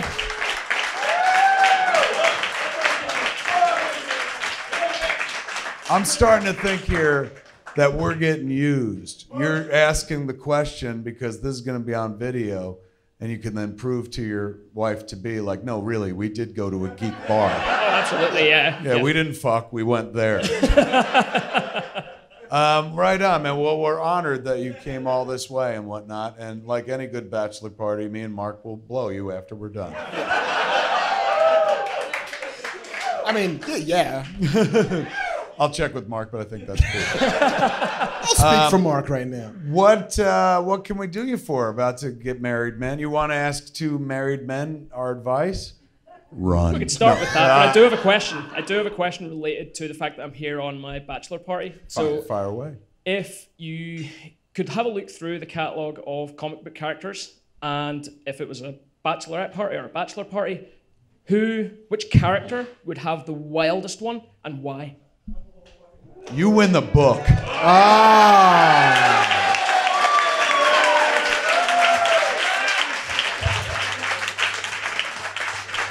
All right. Wildest bachelor party. Phenomenal. Let's unpack that wonderful question. The idea is where are we pulling from? Anywhere. DC, Marvel, anywhere. Star Wars. Yeah. Who has the best bachelor party? Or Best, the wildest, the one that you would want to go to. oh God, what a great question. All right, number one, not Batman. Because it would be so dour and sad. So dark. Oh my God, he's just like, why would we celebrate being stag? I lost my parents, you know. I bet you my dad didn't have a bachelor party. I want all the strippers to be named Martha.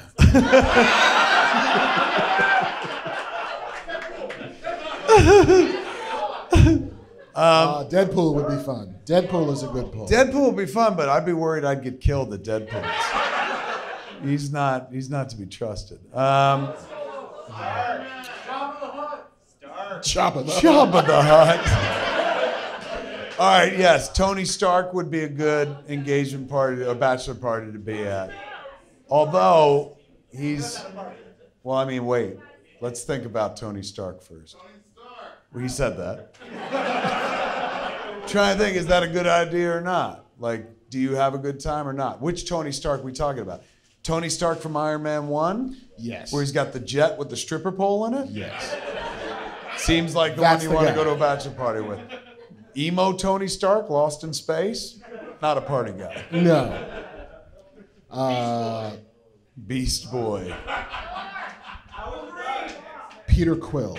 I think would be interesting. Peter Quill? Why? I think you'd have a good fucking time, man. Good music. That ship is a Jackson Pollock painting. Good music. I mean, if you're looking for Strange, that guy is a fucking spaceship. That's true. He will find you the Strange. Hold on. All right, bachelor party. Marmaduke. Fucking Doggy dog. style. T'Challa. Nah, man. Killmonger would have a way better fucking bachelor party. I'm trying to think who here. Any across all the spectrums. Yeah. Yeah. Kermit the Frog. Good call. Good call. You know they're eventually gonna get married. All of his friends are fucking fun. Like even he's got a friend who's a comedian, but I know I'm funnier than Fozzie Bear. You got motherfucker could play piano, Ralph. Like you got somebody who can like manage your designated driver, Scooter. Gonzo is fucking like, you know, chicks galore, chickens, but whatever. Animal. Fantastic chef. So you're eating like crazy. Bork, bork, bork. Yeah, man. Drugs from Beaker. Yes. Experiments with Benson Honeydew. They could probably whip up some fucking THC fucking.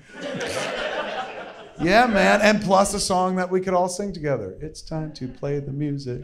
It's time to dress up right. Yeah, all right. I'm picking them. You got Kermit? I'm taking Kermit. You? All right. Willy Wonka. Set the table. We are going to be balls deep in Oompa Loompas. Literally, just balls deep. They don't get higher than balls deep. I don't want a fucking Oompa Loompa. You don't know what you're missing then, my friend. You almost had me though. I'm like, oh, we can go swimming in the Chaco River and shit. Oh, no, like we're that. going to do all of that shit. We're going to go on the crazy, like, peyote fucking bus ride. I'm not we're gonna doing eat that. all that shit. We're gonna be flying. We're gonna fucking fizzy lifting drinks, the crazy fucked up rooms that are all like small on one side, glass elevators, and balls deep in Oompa Loompas. Yeah, but at the end of the party, he's like, you get nothing. Good day, sir. And we all fucking leave. Which is what you want out of a fucking bachelor party. I got no diseases. We got no pictures. We got nothing. What happens in Wonkaland stays in Wonkaland. All right, fair enough. That's there where we I'm go. going. That's where we went, man. And You not only win that, but when do you head back? Thursday. Here's your tickets. Here's your fucking weed pipe. Make sure you throw that out before you fly back to England. My best man's gonna love And then that. what was the third thing? T-shirt. And we get a shirt. What size are you? Medium, large. Here we go. We got a large, man. It is a King's Dominion shirt from Deadly Class. There's your prize package. Congrats, my friend. Yes. Speaking as a married man, I believe in the institution. It's awesome. You're going to enjoy it. You like marriage? I do like it. There you go. And our wives aren't even here. We don't have to It's say way that. better than the alternative. It's true. Being married is way better than being alone and shit. But you've got amazing fucking friends who take a ride with you across the ocean. That's fucking...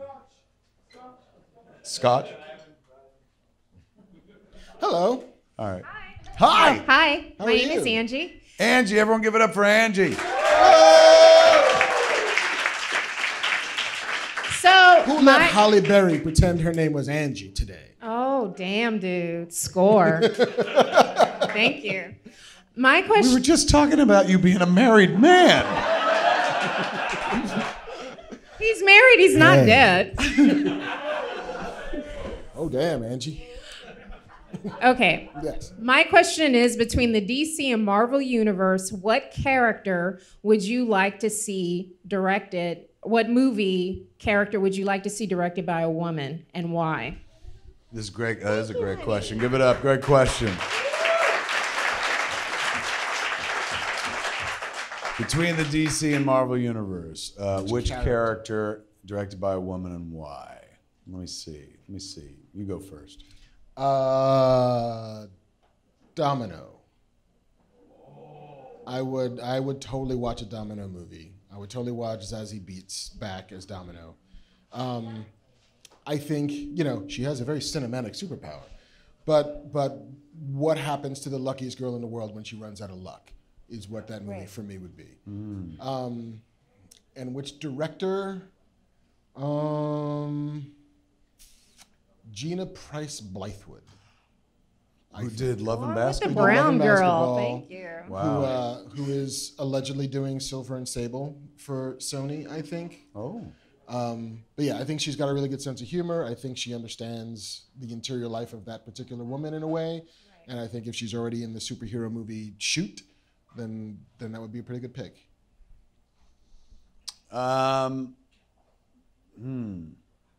Doesn't have to be a woman.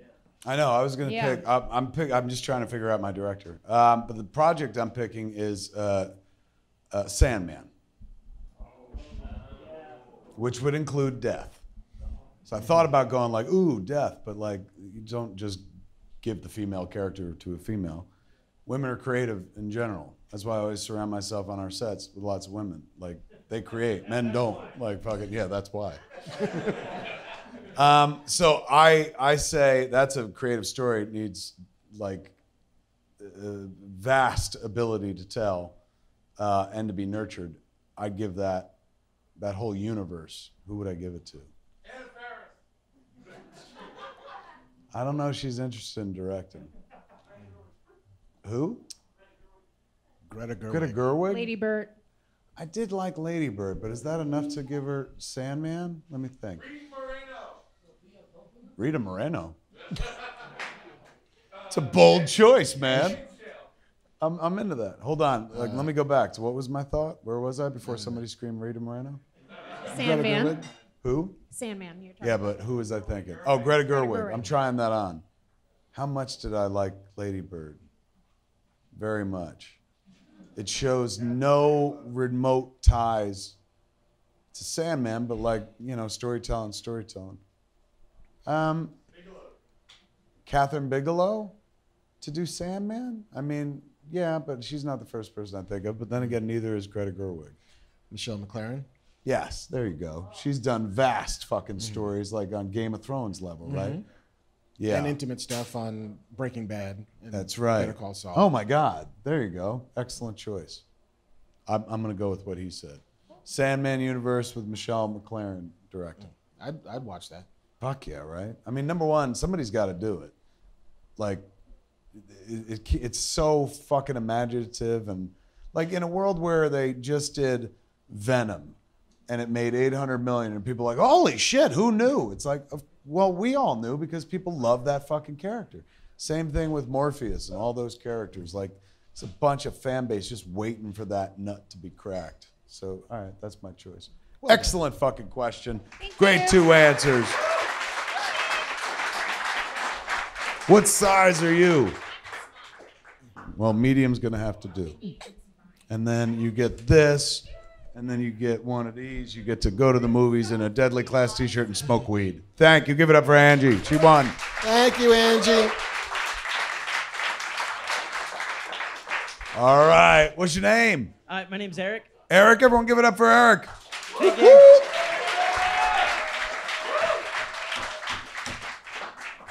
Longtime fan of you both. Mark, I just want to say, your Nightcrawler Origins book is still one of my favorites of all time. Oh, thank you, man. That's very kind of you.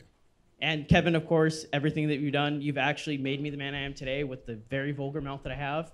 So thank you. Why do I always get bad for the blame for the bad language? No, it's like him. He's like, man, your work fucking touches me. You taught me to say cocksmoker. Thank you. When No, show look, if I kid impacted, Mallrats, that'll happen. Thank you. If I impacted on any level, that makes me happy.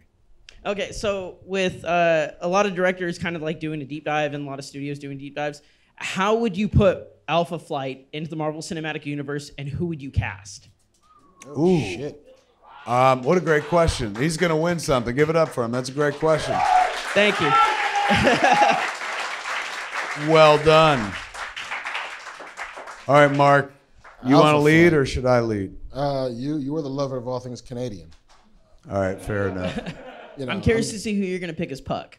I'm trying not to pick fucking Tyrion Lannister because I was going to say you take away Vin Diesel's apple boxes, and then he's about the same height, but he's already Groot, so shit. That's cold. cutting deep. Cutting deep. All right, wait a second. Talk me through there's North Star. There's North Star, Puck. Shaman, Snowbird, Aurora, Guardian, Sasquatch, and Puck, and then technically Wolverine, and currently right now I think Captain Marvel's part of it too. Which Captain Marvel? Carol. Really? In the current with the comics right now, yeah, she's part of it. It's like a space program right now, so she's like Alpha Flight has become a space program? yeah. They're like, we gotta get the fuck out of Canada. They heard you were making moose jaws, so they had to get away. Oh, nice. All right, let's think. Let's go through them one by one. Okay. North Star. You naturally. Oh, all right. Here we go. North Star, for those that don't follow, also the first gay superhero, correct? Exactly. So that you can't just cast anybody. Like, you know, in a world where Bryan Cranston got yelled at for playing a guy in a wheelchair, you should probably cast a gay actor to play the part. So that brings us to a specific pool of gay actors that we know about. Mm-hmm. Neil Patrick. I was just about to fucking say that. I was gonna say Andrew Rannells from. Oh, yeah, he's good. Yeah, Is Andrew Rannells gay? I believe so. He is now. You laughed like in a way where you're like sucked his dick. You're like, is he gay? Or vice versa. So Andrew Rannells is gay. He's a great choice. I don't know that he's the first person I think of, but I loved him in fucking Book of Mormon. Tom Cruise.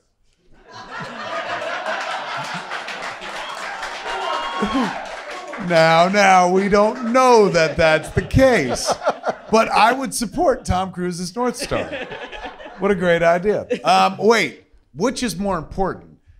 The actor should be gay, but should the actor also be Canadian?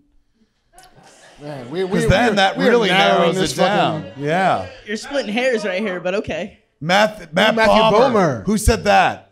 Good Great call. fucking call, man. That dude's a fantastic. This is the dude who was in the. Yes. I didn't see that. What was the movie that? The Nice Guys. He was the bad guy in The Nice Guys. Dude's fucking phenomenal, man. Oh, and that's right. That dude is gay. All right, he's our North Star. Okay. We got one. We got one. Don't know if he's Canadian. That Doesn't matter. He can move. Yeah. And also, it's like, come on, there has to be some acting. He has to act like he's Canadian. Canadians play Americans. Americans play Canadians. I mean, it's And also, gotta go he's both North ways. American, so Yeah, we're on yeah, the exactly. continent. It works. We're on a continent. All right, next up, we've got, let's go to Sasquatch. CG effect, probably, right? I would say so. So, suit. John Lithgow. John Lithgow doing the voice? Should it be? That's not how I pictured it in my head, but I could see that. I could see that. After watching Orange County for like the 100th time, yeah, I can see that. All right, CG effect. No, Also- CG effect voiced by Castle, Fillion? Nathan, because he's Canadian. He is Canadian. I was going to suggest him Not gay. as North Star, but that's why, Right. as far as we know. So he gets to play Sasquatch, but be the voice, not a guy in a suit. But I mean, that's what he kept saying as I was sucking his dick. I'm not gay, I'm Canadian. all right, so that's Nathan This is the Fillion. weirdest fucking podcast. We're gonna get through it. Who do we got to do next? We Puck. do Snowboard. Well, let's do Puck. 'cause- Okay, Puck. That's actually a very good one. Yeah. Wow, Seth Rogen as Puck is a great idea, I man. mean, we could just force perspective all that shit. Just Yeah, fucking like the way stop they him did the down. Hobbits and shit. Just do the old trick. Just have him put shoes on his knees and have You Dwarf that shit. Do the dwarf on Puck. You are welcome to come work at me and Marc's studio. Yes. All Right now, we right. have $0 million in financing. All right, that leaves So Snowbird? we could do Guardian, Snowbird, Aurora. Snowbird. Is she Native American? She is, right? She's Inuit, I believe. Inuit. So think. Eskimo. Are there any Eskimo actresses? Moon Bloodgood. Is that a real name? That is a real person, not just the moon we saw. Yeah, she was the female lead in Terminator Salvation. Yeah, and she was in Falling Skies. Right on. Yeah, all right, we got one. We found one Inuit actors working. Miracle. All right, so wait, what else is left? I guess Guardian is another Guardian. good one. What's his deal? Another dude? Oh. You're just skimming the barrel for Justin Canadians, Bieber, man. that hurt my heart, man. Trying to tell a story of heroes. Justin Thoreau, the Prime Minister of Canada himself. That'd be amazing. That's Trudeau.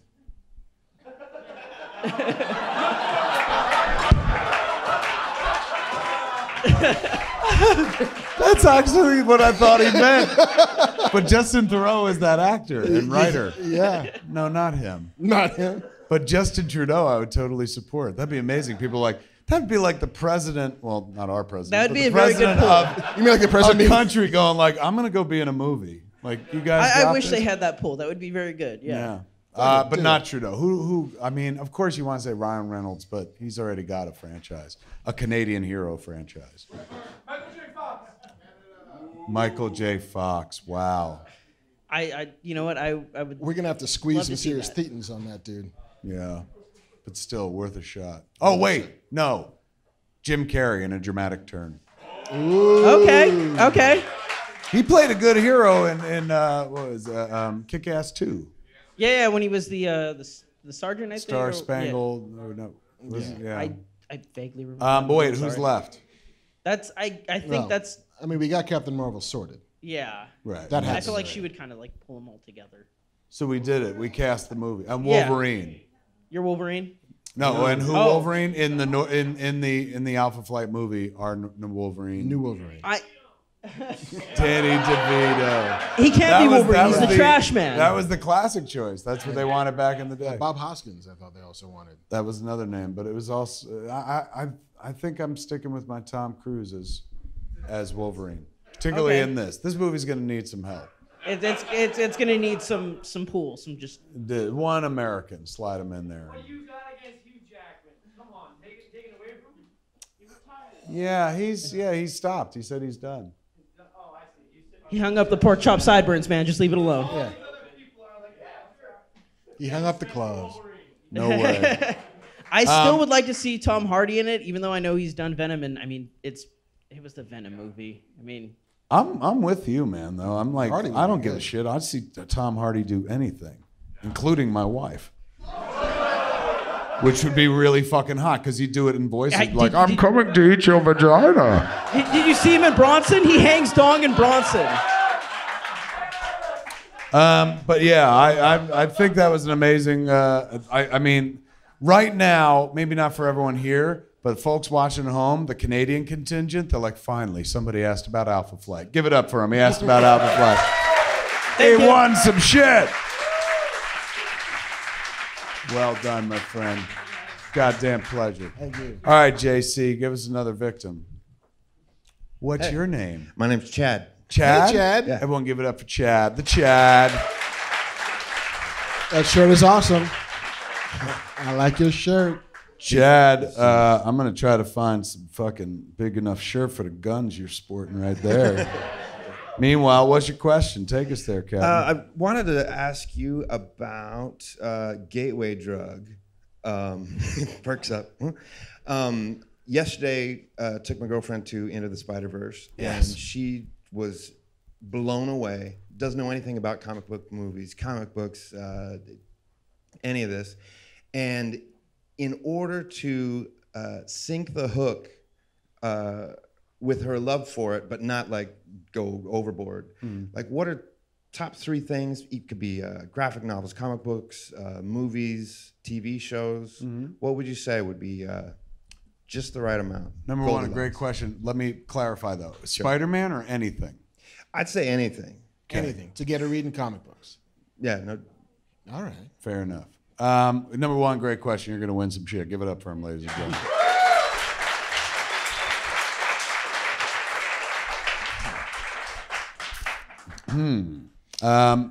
I will say one that we already sort of talked about a little bit, but Neil Gaiman once described Sandman as a sexually transmitted comic book Yeah. because dudes would read it and then their girlfriends would read it and they would break up with the dudes and then go meet with a new dude and then that new dude would read it and the cycle continues.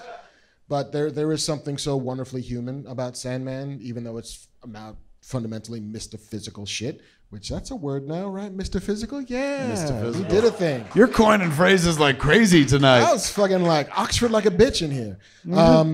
But yeah, I think that there's so much that a person who's never read a comic book can dig into, because those aren't inherently comic book stories. Like, it's literature. Like, fuck, Shakespeare is a character. So yeah, I would recommend Sandman for certain.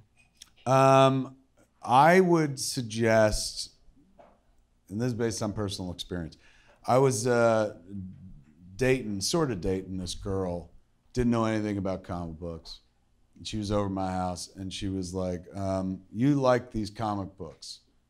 I said, yes, you're very observant. And she goes, give me one to read. I'm going to take a bath, so I'm going to read a comic book. Give me one to read.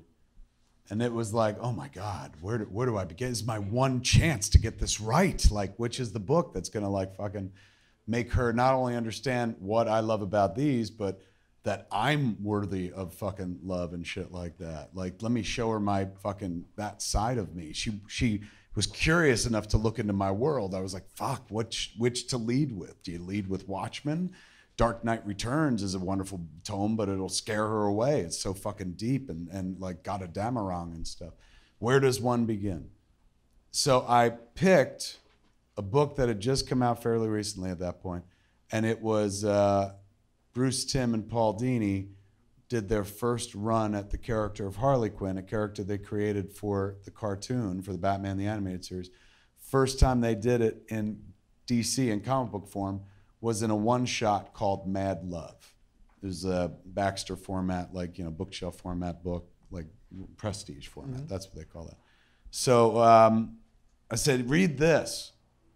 So she did, and I have a photo of that moment, because she's in the tub reading Mad Love, sitting there with a Burger King glass next to her, a Star Wars Burger King glass, R2-D2, C3PO. And there was a little Woodstock bobblehead that's sitting over there. And her titties are floating on the water. That's why I took the picture. And when she got out of the tub, first thing she said was, this is really good. I was like, right? Because it's a really great self-contained story and stuff. And you know, as a female lead, so for her, that made it more interesting. But then the second thing she said was, Harley Quinn is such a great name for a kid. If we ever have a kid, we should name it Harley Quinn. I was like, yeah, you're funny, of course. Let's fuck. And we did have a kid, and we did name the kid Harley Quinn. So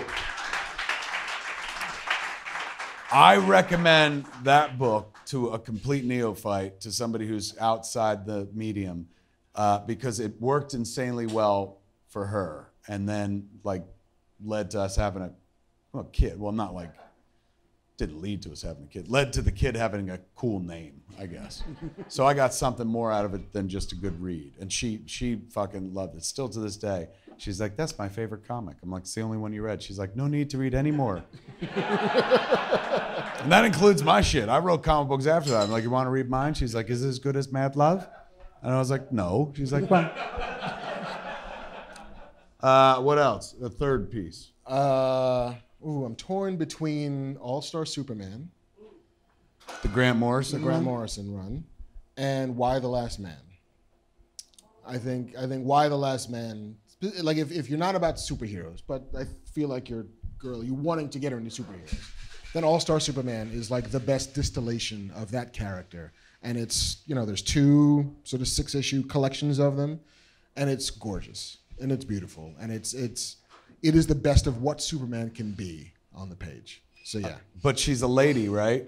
You're a lady? Maybe Captain Marvel by, what's her name? Kelly Sue DeConnick? Yeah, like anybody who reads comic books talks about that run, and anybody who's a woman who reads comic books really talks about how impactful and amazing that run is. Like, it resulted in us getting a movie that comes out in February and stuff. So that might be the book too, to be like, hey, here's a book written by a woman about a woman superhero. Because we keep pushing fucking like, ooh, there's this guy. Ooh, there's this guy. But maybe, you know, it might be better to lead with. Or Batgirl Year One, which is also.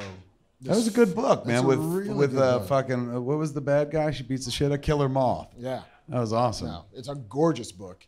And it's a really good telling of that character, Barbara Gordon's first year out. Yeah, no, that would be great. Right on. Thanks. Excellent. All right. You win! We're out of pipes. Pleasure, man. Pleasure. All right, we got one more set of tickets. And also, good for you for bringing somebody in. You know what I'm saying? Like a new blood. Like that's always needed. It's not like meant to be this clubhouse mentality of like this is only for us. Like in a year where Black Panther gets nominated for Best Picture, clearly this shit's for everybody and has just been the best kept secret for fucking decades. And I know there's like temptation in some people to be like, oh man, they don't understand. I like shit when it was cool. The garage band fan mentality. But the more the merrier, man, because the more people interested in it, the more interesting things are going to come to the field eventually. Like, I'm not saying like the lady that you took to the movies is suddenly going to fucking change comic books, but that's not out of the realm of possibility too. Somebody's like, oh shit, I like that story. I can tell a story like that, and fucking boom, suddenly you have something that the medium's never seen before.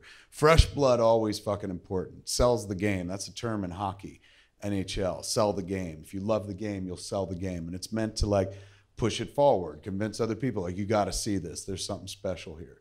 And now in the world of this shit, like, we're there. We're at the point where you can bring in complete neophytes and they'll find the wonderful things that we've always found for years, the same shit in the material. Like, I envy that person who walks into that theater and has nothing, no fucking context. It is about to see one of the greatest fucking superhero stories ever told. The only bad part about that is that most shit never hits as high as fucking Into the Spider-Verse hits. But you'll have a great time trying to find shit that does, man. That's very cool. All right. What is it?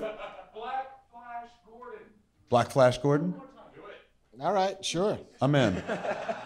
I want to see that. Give me the money. What is your name, good sir? My name is Nate. Nate. Everyone give it up for Nate.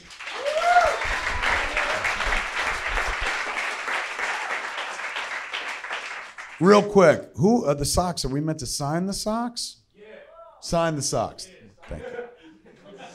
I don't want to presume, but there's a pair of Harley Quinn and a pair of Black Panther. Which one am I supposed to sign and which one is Marc supposed to sign?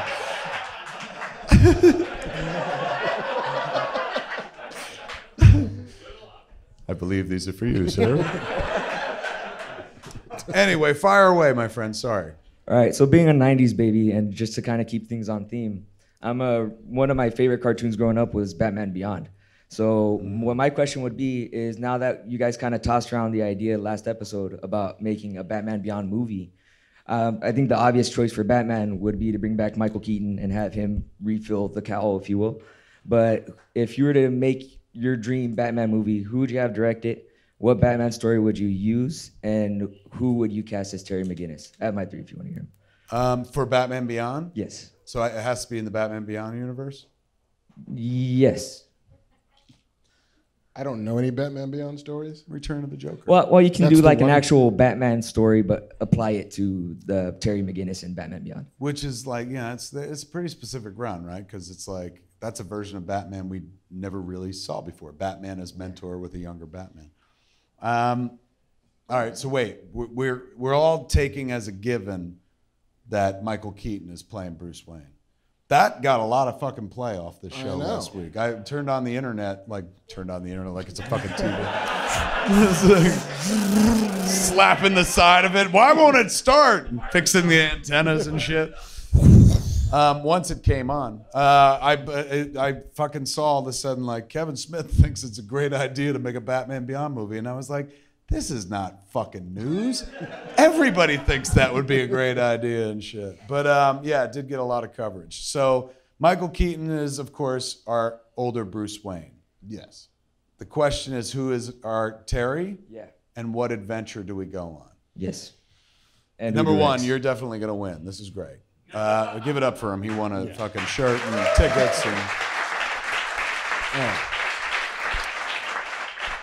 yeah. Okay, Terry McGinnis. I don't think you should go with a white guy. I think here's your chance to fucking be diverse, and you're not going to offend too many people. You know, there's some people out there. Who? Who is that? He was in Badlands. He's Shatterstar. Shatterstar and Deadpool 2. Oh, for like 2 seconds. Yeah.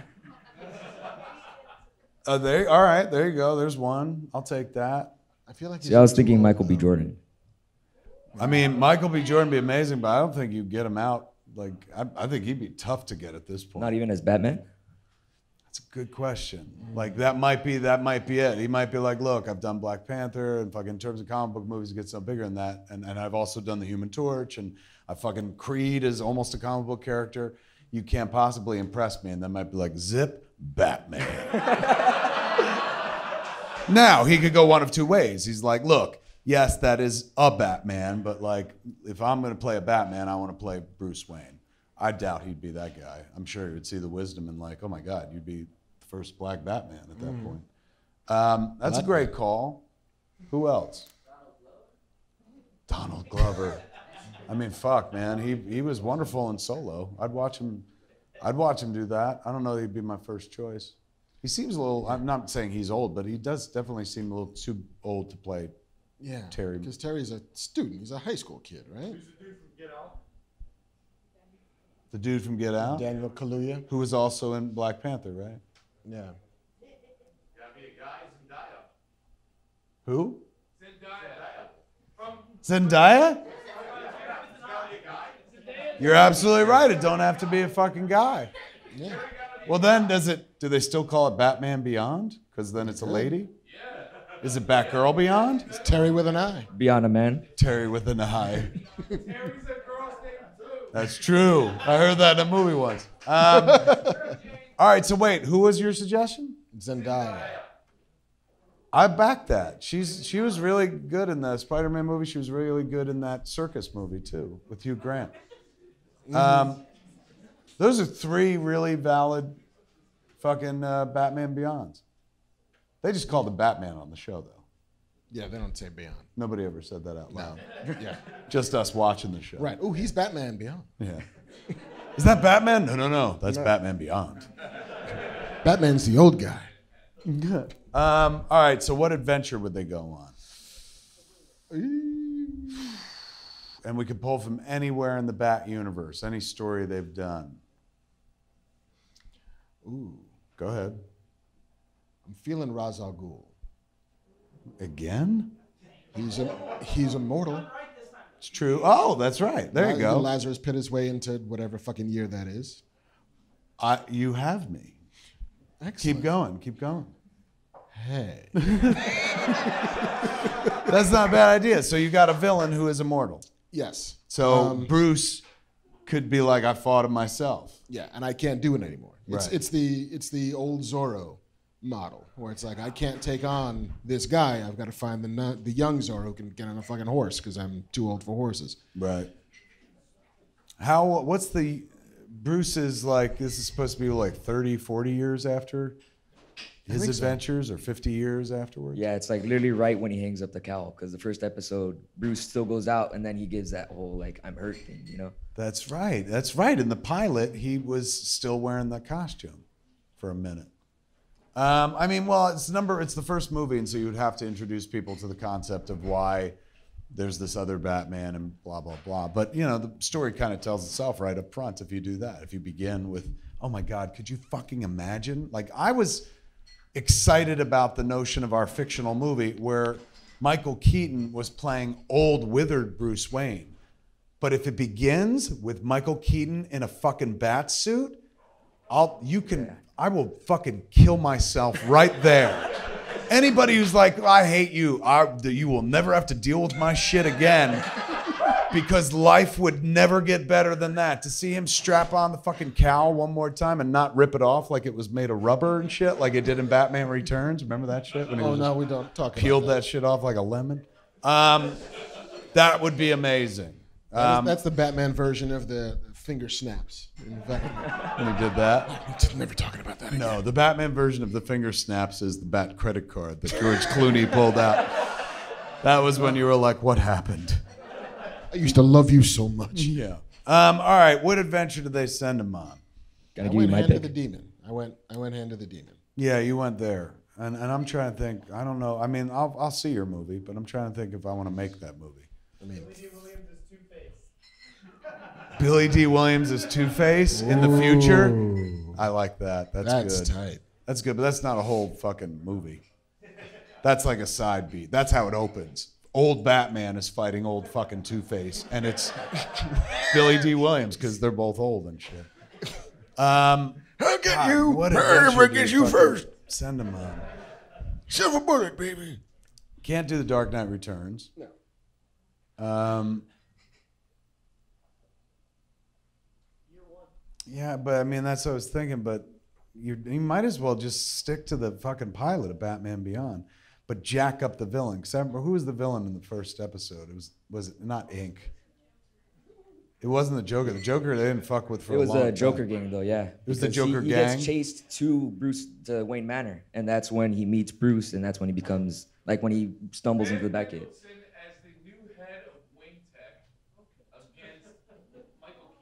Ben Mendelsohn is the new head of Wayne Tech against Michael. Can I give you my story pick? Say again? Can I give you my pick? Fuck yeah. So first off, I just want to stop and say, like, is that what happens in the pilot? Like, yeah, I'm gonna because go watch that his shit dad tonight. gets killed by the Joker gang. His dad's a detective. So Terry's dad was killed is by the detective, Joker gang? and then he actually stumbles in on the crime scene, and like he sees where his dad was killed. Why are you asking us what we would do? What would you do? You know a lot about this shit. It's like, well, first I would play Terry McGinnis. This was my jam when I was in friggin' PJs and Pampers, man. How strange. Like, I mean, I guess it makes sense. Like, that was your Batman. Like, Yeah. you know, you grew up watching that, whereas we're like, oh, that was a nice adjunct, and we like that Bruce Wayne was in it, but for you, you're like, that's Batman Prime, bitch. Yeah, Like, exactly.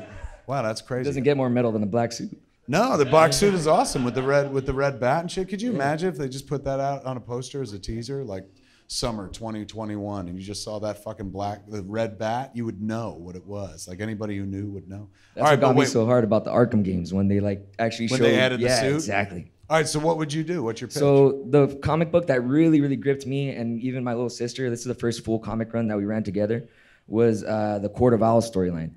And the two parts that got me was one, when Bruce gets wrecked underneath the city with the court of the city of Owls or whatever. Yeah. And then after all the talents come and he's in that bat suit.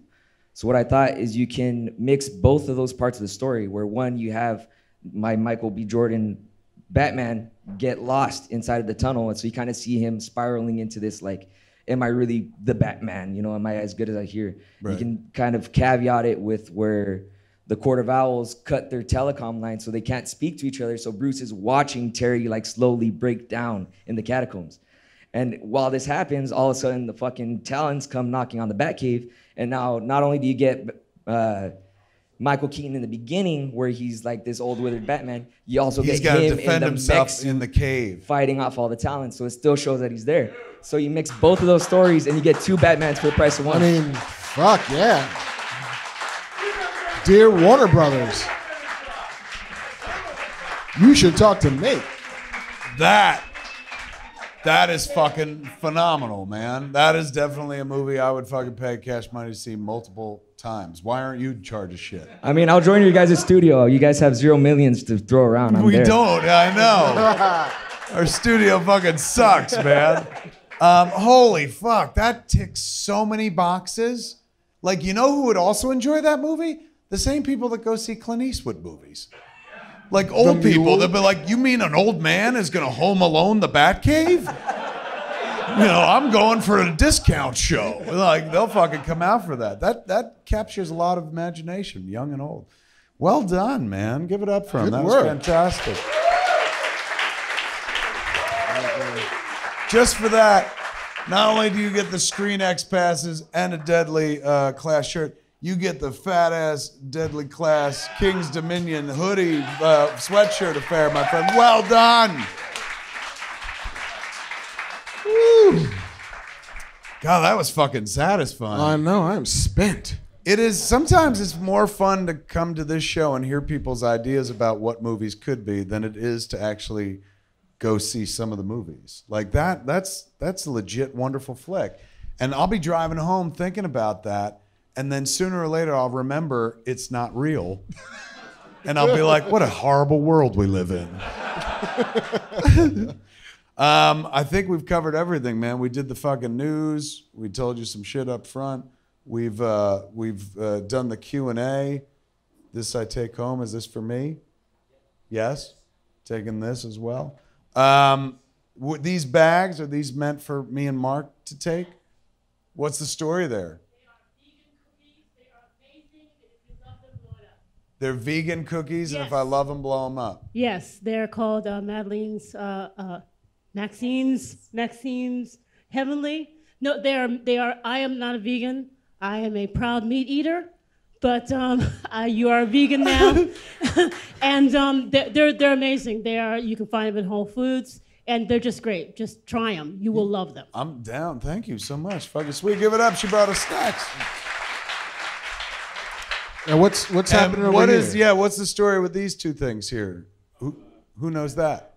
Come over here and so we can see you, and JC will give you a mic, and because this looks ornate. Hey. What's your name? Raph. Raph? Yeah. Everyone give it up for Raph.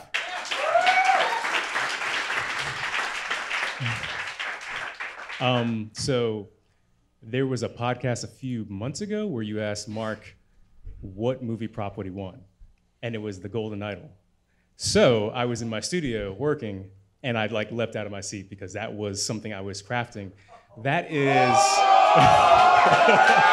Oh shit! But it's not the Golden Idol. It is a friend of mine, Adam Roseland. He made a mashup of Biggie and MODOK, and back when Facebook was fun, I saw this and I was like, oh, I have to make this, and I put it in my little folder to make. So I sculpted it digitally, and then I released it, and everybody's like, oh my God, that's amazing. You should print that up. And I was like, yeah, it's whatever. Biggie as MODOK? Yes. That's fucking genius. Hey, it was there. I just made it into the sculpture. So, and he's got like a J. Kirby headband as well. Absolutely. That is fucking gorgeous, man. And actually, that gold, people that fabricated the copy of the Idol, they did that. I love you when you call me Big MODOK. What is what if somebody's sitting and there are fucking MODOK fans and who also probably happen to be Biggie fans. If they're looking at us going like, why them? Why not me? It can be them, but you guys don't have any shows scheduled for February, and the Kickstarter is supposed to go live in February, and this was the last show, so I was like, fuck it, gotta go ahead and just. Oh shit. So wait, explain, how is this not working? It will eventually be on sale, but it's going to be in Kickstarter February. campaign doesn't start until February. Yes. Does it start till February? Yes. Well, that still gives us a chance. So so it's happening after this. It's going to go live February 11th. February 11th. All right, so look at this. What the fuck? You don't want this? Fuck you. Where oh can my they God, find you? this is the greatest thing in the world. Where can they find you? Because if they could find you. It's a weird name. It's at Jehuti-san, Jehutysan on Instagram and Twitter. But I had a friend also do artwork based off of everything that was like Biggie, MODOK, and then the final piece. So he is really kind of a genius. Oh so, my God, this is gorgeous. Yeah. He is That's the Eric MODOK. Dodd. That's the Biggie. Yeah, yeah. And I have a bunch of artists that have not been announced. This is the MODOK? Yes. And what are you guys going to be doing with the Kickstarter? Making those? Yeah. And then funding the next one, which is kind of close to the chest at the moment, but I have a plan. So you're going to do another piece? Yeah. It's 85% done. So. Fucking A, man. All right, so it'll begin in February. February 11th. What are you gonna? Do you know what you're gonna list it under? Is it Biggie MODOK or something like that? How can they search it? The Notorious MODOK. The Notorious MODOK. Yes. That's fucking dope. All right, so you've seen it now. If you're into it, man, you go to where? At Jehuti-san, Jehutysan on Twitter and Instagram. It's a terrible name, but you're stuck with it. Yeah. But where are you doing the Kickstarter? It's going to be through Kickstarter. Kickstarter. But I'm shooting the campaign video this weekend. So when it's mid-February, go to Kickstarter and look for Notorious MODOK if you're into that. That's fucking dope, man. Give it up for him. It's a beautiful piece.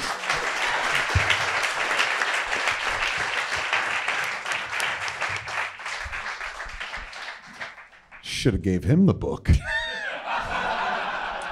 Quid pro quo, please.